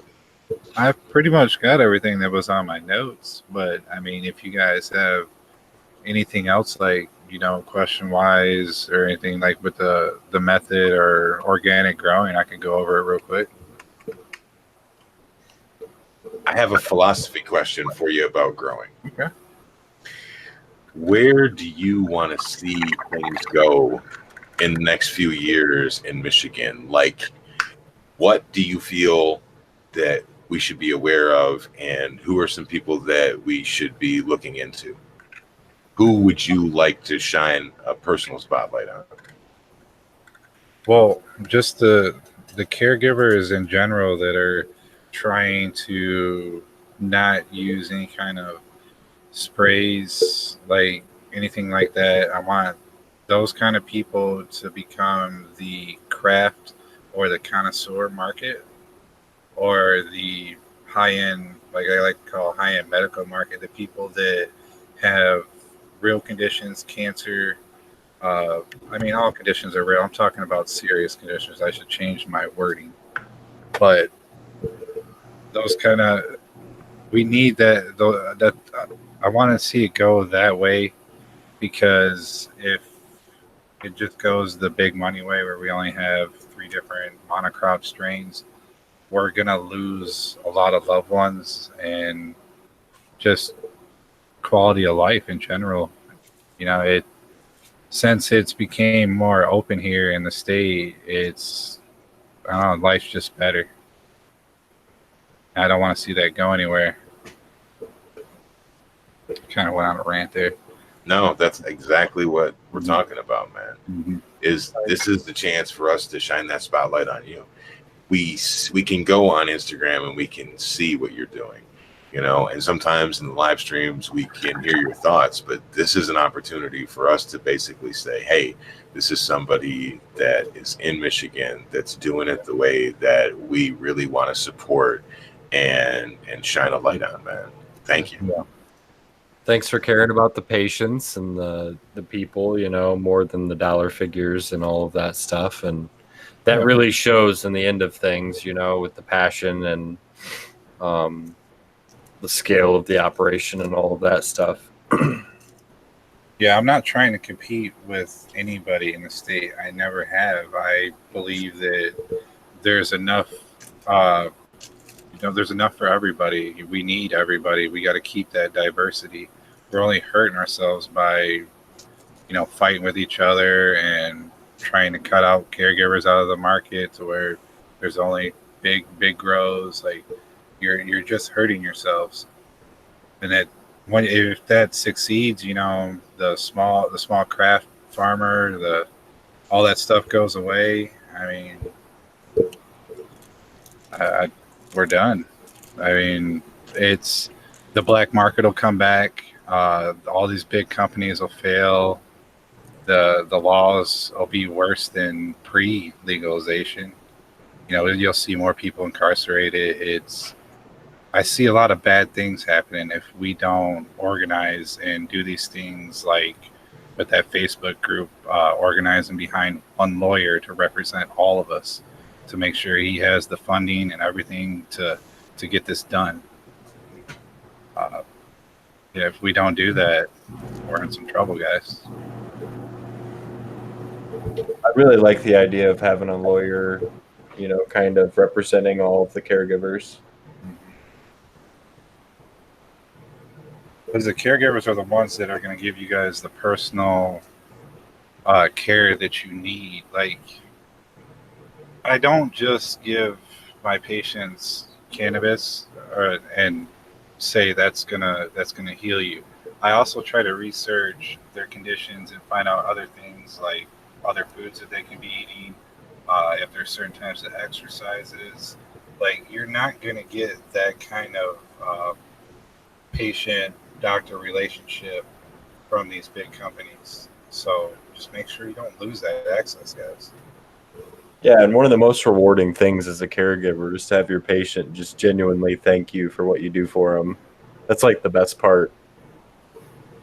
And guys, if you had, like, my aunt had skin cancer earlier this year. It was probably last year now. And I was able to help her beat it with some grapeseed oil extraction that I did. It was a multi-strain extraction out of my garden. And she did a side-by-side with the spots that were getting treated with chemo and spots that were getting treated with my oil. And the oil spots went away within a few weeks. And then she started to treat the chemo scars with it, which helped heal the chemo scars. Like, it's real medicine. It works. I can give you testimonies. The people that I've helped will tell you right to your face that I helped them. Yeah, I can only agree with that for sure. You said you used grapeseed oil. Did you use a magic butter machine to do that extraction or something like a crock pot? Crock pot, yeah. If you can make it 24 hours, I recommend that. It's going to not make it taste very good if you're just using it straight as like an oral, but it's going to give you a more full plant extract. Like, the medicinal quality seems to be way higher when I do that. Can you give us your method rundown real quick on the crock pot? Do you use like an upturned plate or something like that? No, it's just a regular old crock pot that you can pick up at your local supermarket, and you basically use enough grapeseed oil to cover it. You don't want to use too much. And then you add 1 cup of water, because the water is very crucial once you've done the 24-hour extraction or the 12 hours. Whatever you can do. Sometimes I don't feel comfortable doing the 24-hour and letting it go overnight, so I might cut it short at 12 or 14, whatever. But once you do that, you extract it, you strain it through a cheesecloth or whatever straining method you use, and you throw it in the freezer. And once it freezes, the water in it will go to the bottom, and it'll pull any of the rest of the impurities that you didn't get out with the cheesecloth and hold it in there.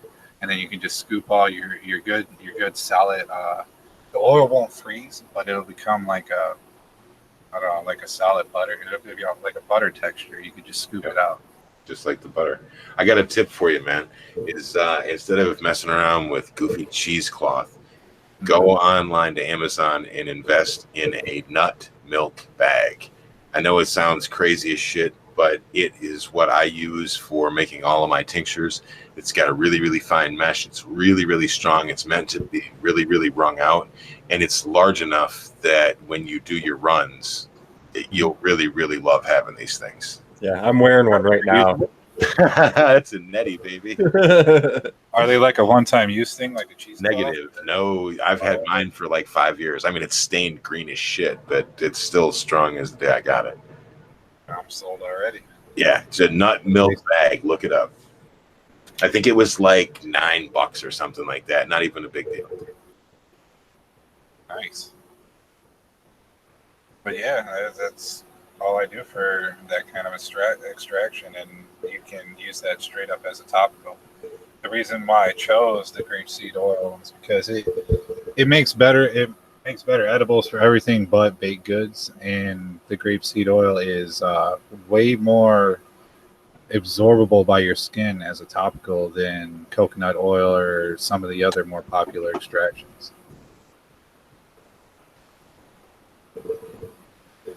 Yeah, that's pretty much the only other thing you could use would be like glycerin itself. But then glycerin, there was a chart somewhere that showed like the extraction abilities of like ethanol, and then it was like coconut oil, and then it was like grapeseed oil. You know what I mean? And there was like percentages that, all things considered, if you had 100%, this one would extract 80%, and this would do 60 and stuff like that. So, even though, and it's funny because butter being really, really popular is not really a very good extractor for getting the good bits off of the plant.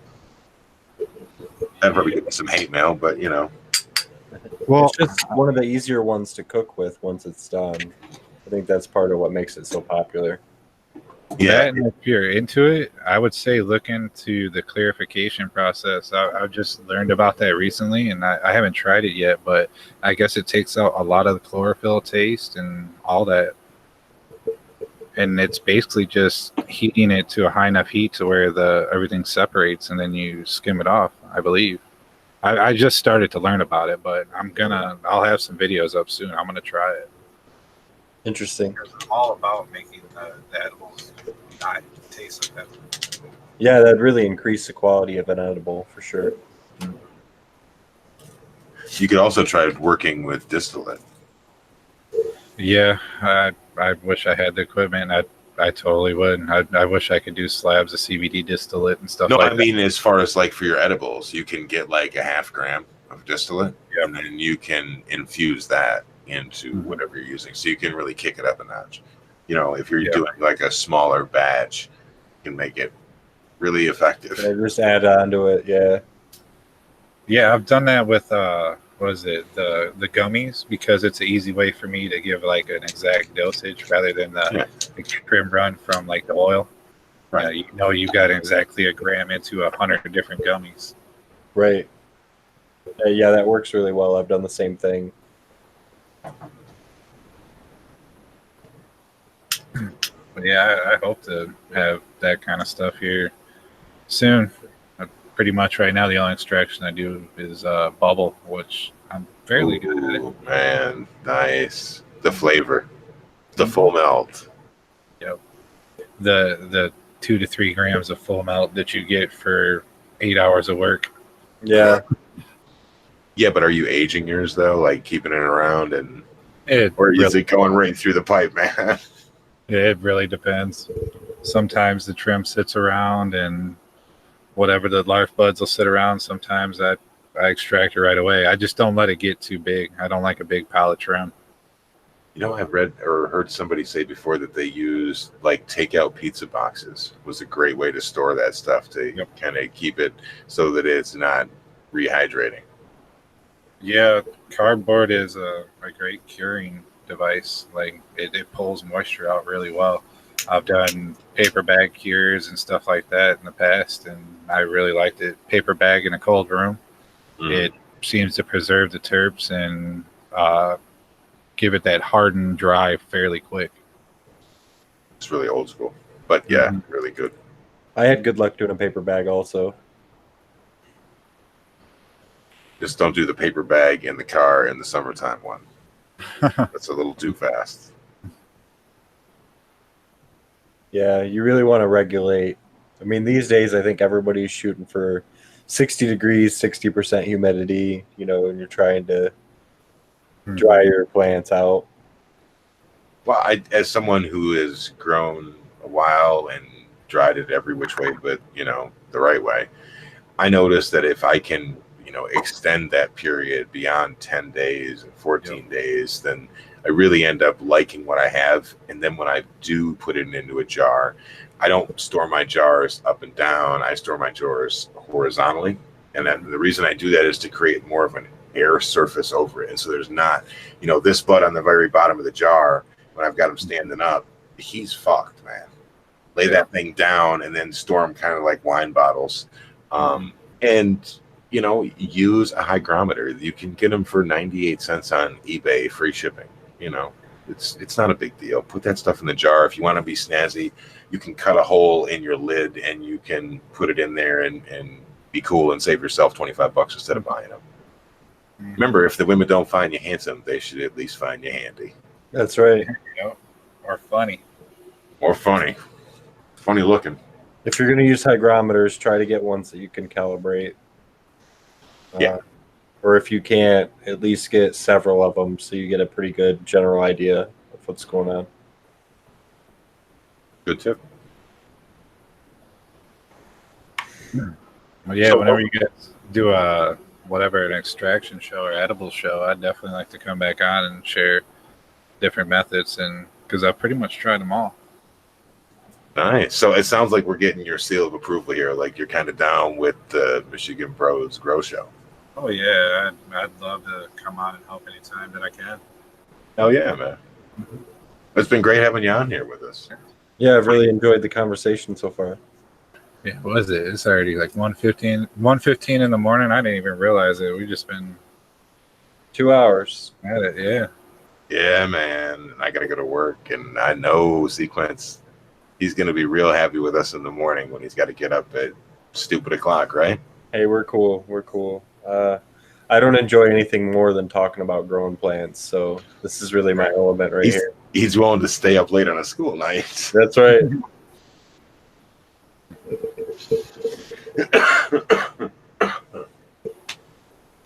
What would you say, Sequence, in closing on this? I would say that I'm excited that we got to talk to Abolished, and excited to hear more about strains like, you know, the little nightingales and what Abolished is doing. And I'm excited to hear about your new grow bed and what you're doing, and excited for my upcoming strains that are going into flower and what I'm doing, and then what we're doing on the show and how we're moving forward and who we're going to be talking to next. So why don't you talk about who we're going to talk to next? Well, we have a few people on tap, actually. One of the people that we are going to talk to, we talked to the same day that we talked to you at Kushstock, which is TGA Eagle Gardens. Really, really nice guy. He's another one that is about being a caregiver by actually, I know it sounds corny as shit, but by giving care to people. He's always got time to listen to you, and he is just a really nice guy, man. So we're going to bring him on the show, and he's going to talk to us about a few things going on in his garden, some new equipment that he's got. Yeah, really excited to talk to him for sure.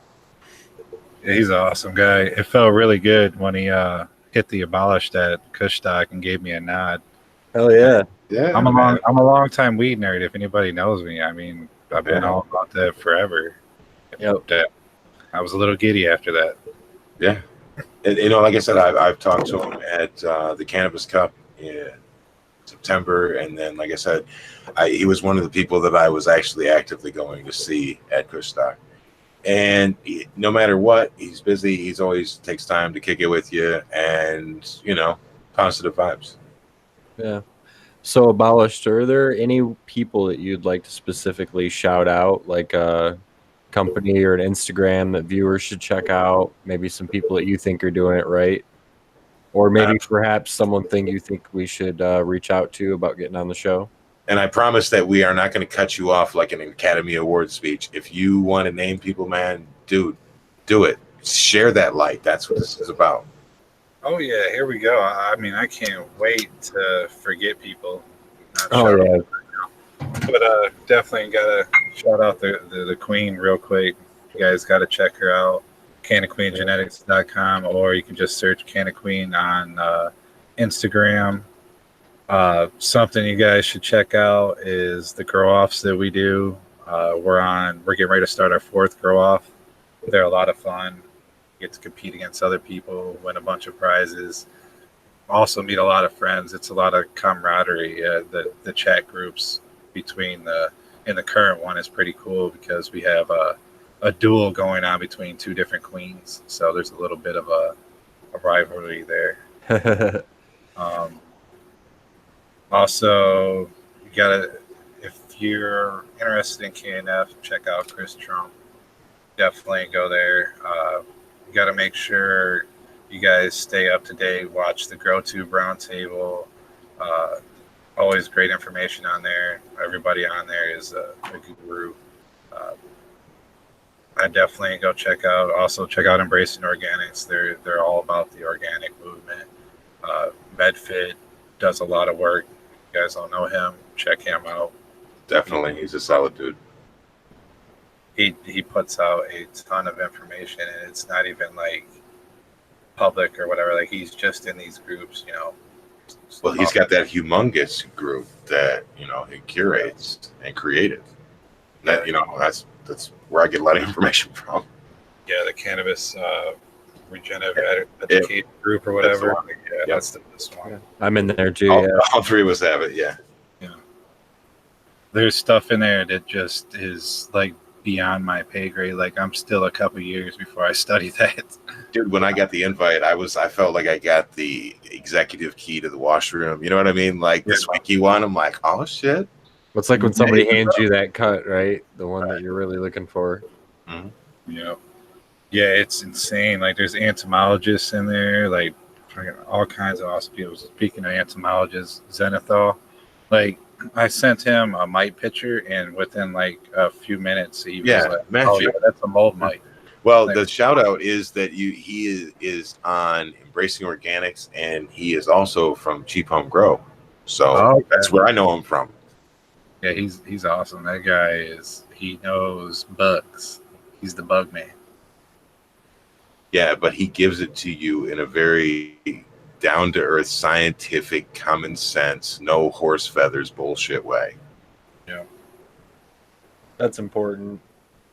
Yeah, that's the only YouTube channel I've seen like that. He does pest reports and disease reports, I believe, for like, large agriculture, like what's coming through the country, what to watch out for. Like this dude's on top of stuff. Yep, I found out about him from listening to an episode he had done with Shane on, like I said, Cheap Home Grow. And then I went to his YouTube page and I was like, oh my God, he's got like 40, 50, 60 videos. And these are all, higher than my level of science.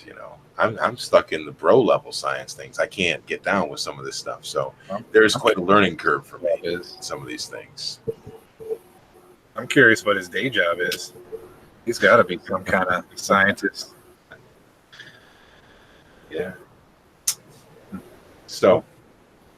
Yeah, I really hope can't forget my autoflower buddy, Morningstar Seed Company. Morningstar. He did one of our grow offs. If you search the hashtag. The last one, wasn't it? Yeah, it was the one right before this. Yep, with the purple micro dot. Yep. I got my ass handed to me in that grow off. Just is it because you've never grown autos, or you just that's part of it, yeah. And I didn't give autos what they needed. They were I treated it like one of my clones where it can handle it. I was just going to grow it in the middle of my lung room with a light over it, and it wasn't into that. It wanted they want their own tent. They want lots of power, lots of food. But yeah, some of those plants turned out nice at the end of that, though. Mm-hmm. I'm going to try again for sure. Well, autos in the past, it was always, those the low rider genetics, and don't grow that. It's just blah blah blah bunk. But times have changed, and there are people that are really kicking out. Hey, one thing for sure about auto seeds is you have to keep buying them. So you have an opportunity to not buy them, and these people keep buying them. They're getting something that they like out of them. I killed it with autos, man. 2 mutts from him about a month ago, and I enjoyed the flavor of it. I didn't get a lot of yield again because it was a learning experience on it, but I think my next attempt with an auto, it'll be good. There's not a lot of at least I couldn't find a lot of like YouTubers or information on people that do my kind of farming with autos. I have a pack of those Morningstar, but it's called it's not the purple microdot. It was the other one. Was it Beach 12 or something like that? And there wasn't. The only thing is there's not much of a description on those seeds. Yeah, the baby Hueys, I believe that's one of his new and up and comers. Okay. Yeah, I was thinking about I have always wanted to try an auto seed, and I have a decent size. I could pop a few of those, and I wonder how they would do under the cheap Chinese blurples. But if you're saying they're kind of, they want a little better treatment than that, I'll have to come up with a better plan before I pop them. Hey, I've grown some dank under the blurples. I've been there. Yeah. I mean, that was my first experience with LEDs. I mean, it's where I could get in, and I didn't, when I purchased them, I wasn't buying them thinking, oh, I'm going to crush it with these, whatever fictitious number they want to throw on there. It doesn't really matter. I always just say, what's it pulling from the wall? Okay, it's pulling 110 watts, so it's not even equivalent to 150 watt HPS. So when you go into that knowing that, you're not going to expect to pull pounds off of a blurple. It's not going to be. But the plants love it for veg. And I noticed when I ran it in between my HPS lights that the plant underneath of it really got a nice terpene profile, and it got really, really frosty early. It was a different kind of bud. It was a lot more dense, but it didn't have, the bulk that, maybe it would have if it had been under the 600 watt. Yep. But it was respectable. Oh, yeah. I had really good auto yields under Cobb LEDs. See, that's what I was looking at when I was thinking about LEDs recently before this next wave of what you guys are getting into now.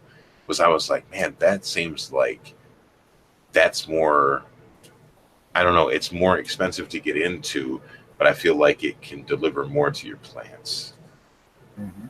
It was really good. I mean, there's a reason why we moved on to the next thing, because it's a little bit more efficient, but Cobbs definitely still have their place, I think. They're a lot more modular because you have individual sources of light again, but you can kind of move those around. Yep. If you have four Cobbs, you can make a square or you can make a line. This is where we get with the shout out to another Michigan grower, Malik Spider. And, you think of the spider assemblies with the Cobb lights that you can set up. And, that was really the precursor to exactly where you're at now. Yeah, it's pretty much become more of an efficient way to fill that 5x5. Yeah, and I had built one, a do-it-yourself Cobb that was 800 watts or whatever for a 5x5, and now we're doing it cheaper, and it was easier to build, and it's more efficient. I think the Cobbs were around 2.3 joules or milliwatts per joule or whatever. If you're getting 2, that's good. Yeah, and these new ones that I'm running are 2.51, so they're really good. Yeah. I just wish I was, I don't know, able to afford them. That's the only thing that stops me from trying them. Because, there's always that extended cost when you start thinking about, like, HPS. Being in Michigan, you wouldn't think it gets hot, but it's hot, man. Sometimes your grow room is going to get up into the 90s if you're not on the ball about things. So now you've got to run bigger fans. You've got to run AC. You know what I mean? Like, it becomes this. If you're doing hydro, you've got to run a chiller. These are all added expenses in electricity. So going back to what we really started talking about, which is let's not waste time with this. Let's fill our canopies and grow our plants and flip them over so that this isn't, a money pit for us. It's hard to get started with top of the line gear. Yeah, it's expensive. I think that the lights that I have are the cheapest, most expensive version, if that's such a thing. But you can definitely get away with using cheaper lights. I mean, ceramic metal halids especially, a 630 will cover a 5x5, and you're going to have 2 different bulbs in there, so you can get a nice mixed spectrum by picking a really low Kelvin and a really high Kelvin bulb, and you'll have really good whole plant growth with that. And those lights are efficient and put off plenty of light also, and that's half the cost of an LED. And then your ceramic metal halide bulbs last you a couple years. Yeah, I don't think I've ever changed my CMH out. I've had it for about 2 years now. Did you mention, was it Black Sail? Yeah, the Black Sail Cadence. Where are they out of? He is, I think he's in Arizona. Arizona, okay. I'm not positive, but he's not in Michigan. I was trying to give him some shout out. I was like, hey, there you go, man. I don't know. Shout out to Captain. Shout out the captain. There you go. Put the salute down on him. So who else should we be paying attention to right now? Let's see. I'm trying to think of people here in Michigan. Well, you said that you were getting things tested. Who are you testing through? Who can be used as resistors?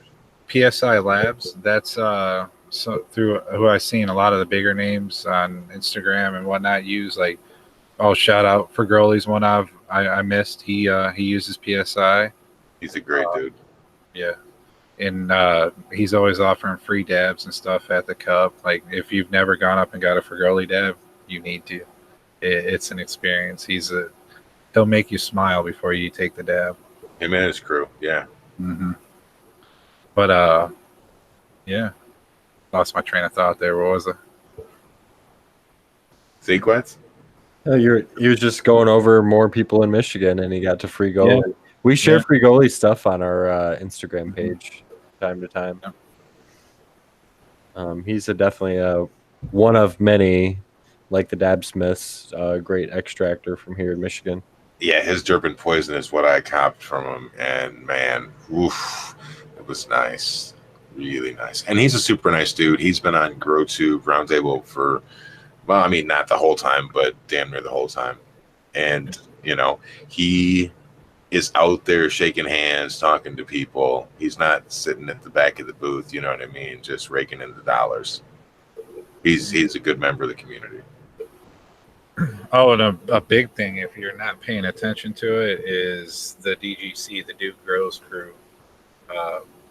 They're just amazing what they do for the community. Like, they're literally every day you wake up, there's a new episode of what's going on around the country, or just they do grow talks, tons of information. They're behind the scenes dude, like they're Jamie or whatever, their guru there. He's awesome. He just tons of gold nuggets of information I've gotten from him. And Scotty is a character. Yeah, Scotty and a dude. You gotta love Scotty. Love that show. We got him yawning. I'm yawning. They really do a lot for Michigan. Like, you guys should reach out and maybe pull them on here. Like, they do. They have a huge following here. They do a lot for it. Right. We're not against it. Yeah. Yeah, I'm sure I'm forgetting a ton of people, and I'm sorry if I did. That's kind of become a tradition on this show, is to put people on the spot like that. So, you know, welcome to the club. Yeah. Just yell at me tomorrow, and I'll get you on the next time. There you go. Exactly. Mm-hmm. Maybe. This guy, man. So look, I think with that, it is 1:32 a.m. as we're recording this. So I just want to say that you've been listening to the Michigan Bros Grow Show, and you can reach out to us on Instagram, Skilbo1. He's sequence_mi, and our guest has been Abolished Farms. Kick ass, great to really be able to sit down and talk with you like this. I know that in the future we are going to see great things for you coming because of all the good things that you do for all of us. And I just want to say thank you. Appreciate it, bro. Yeah, I really appreciate you coming on and showing us or telling us about your growing style and explaining your grow beds. It's really unique growing style, and I think that's pretty cool. Love it, man. You guys are going to make me cry. You're making me blush over here. Getting all misty. I appreciate that. I mean, that's what I do it for. I mean, I want to help people. Like, I never try to hide anything. I'm not trying to get an edge on you. You know, I'm here to help. Reach out. Well, this has been an awesome virtual sesh. And the next time that we do this, I hope that it's an actual sesh. Not with just each other, but hey, maybe we'll run onto one of you guys at the cup and we can match. So there you go. See, everybody's going to be there. You should too. Yep, we should have another booth there. Excellent. Is the Queen going to be there? Yeah, it'll be another Can of Queen booth. Excellent, man. I can't wait to see you guys. I'll see you there. All right, Sequence, what do you want to say in the end? Anything? No, I'm good. I just wanted to reiterate that I'm glad that Abolished was on. You know, took some time out of his busy schedule to talk with us about what he's doing and teach me a little bit about the organic side of growing, since I'm one of those plastic bottle hashtag no spill snobs. You know, growing with cocoa and salt in the earth and whatnot. Yeah, but his flowers have caught your eye though on Instagram. You've said so. You like those colors. Yeah, Abolished is growing really pretty plants. I think whatever he's doing right over there for sure. It's been a long road. A lot of practice. We're all learning every day, so experience definitely matters in the growing game. Mm-hmm. But I'm willing to give you guys some shortcuts. Like I said, just hit me up. For sure, slide into his DMs, baby. Mm-hmm. You know, Sequence, he was talking about putting his good undies on for the show today, so maybe hit him up too. Yeah, I'm wearing them. If you want to see the good undies, slide into the DMs. Gotcha. Is there any news or any shows that are going on in the next couple of weeks besides the Cannabis Cup that we can talk about in Michigan? Or is it just going to be one of those check our pages, let's see what we share and find out? I've shared some stuff recently. Thursday, May 16th in Ann Arbor, there's a cannabis infusion class. I shared that one today. That's $75 to register. That one's on our page. And then besides that, the big one that's coming up is the Cannabis Cup. So we're probably going to reiterate that one a lot on the show until that one happens, because that's one that everyone should probably be going to. That's really our big event down here. Yeah, and I think there's always something going on at the Vehicle City Social in Flint. Always. And I believe we have a actual Caregivers Cup coming up in August. I can send you guys the info on that. It's been a while since I looked it up, but I'm pretty sure it's in August. Yeah, I'm always on the Instagram sharing people's events, and if you're out there listening and you have an event coming up, just make sure you send it to us and we'll get it out there for you. Tag us and we'll repost it. Yep. I'm manually trying to find them right now, and Skilbo sends them to me also, and we're trying to repost as many of them as we can find, but we're just two guys, so if you're out there and you want your stuff kind of promoted a little bit, we're there to help do it. And on that note, fellas, thank you. It's been a great show, and we hope that our listeners hung with us until the end. For the 5 people that did, thank you. We appreciate it. Hopefully we'll have 6 the week after that and 7 the time after that. Hopefully you'll be with us then. And until then, be safe. And remember, only break one law at a time. That's right. Have a dank night, guys. You too, man.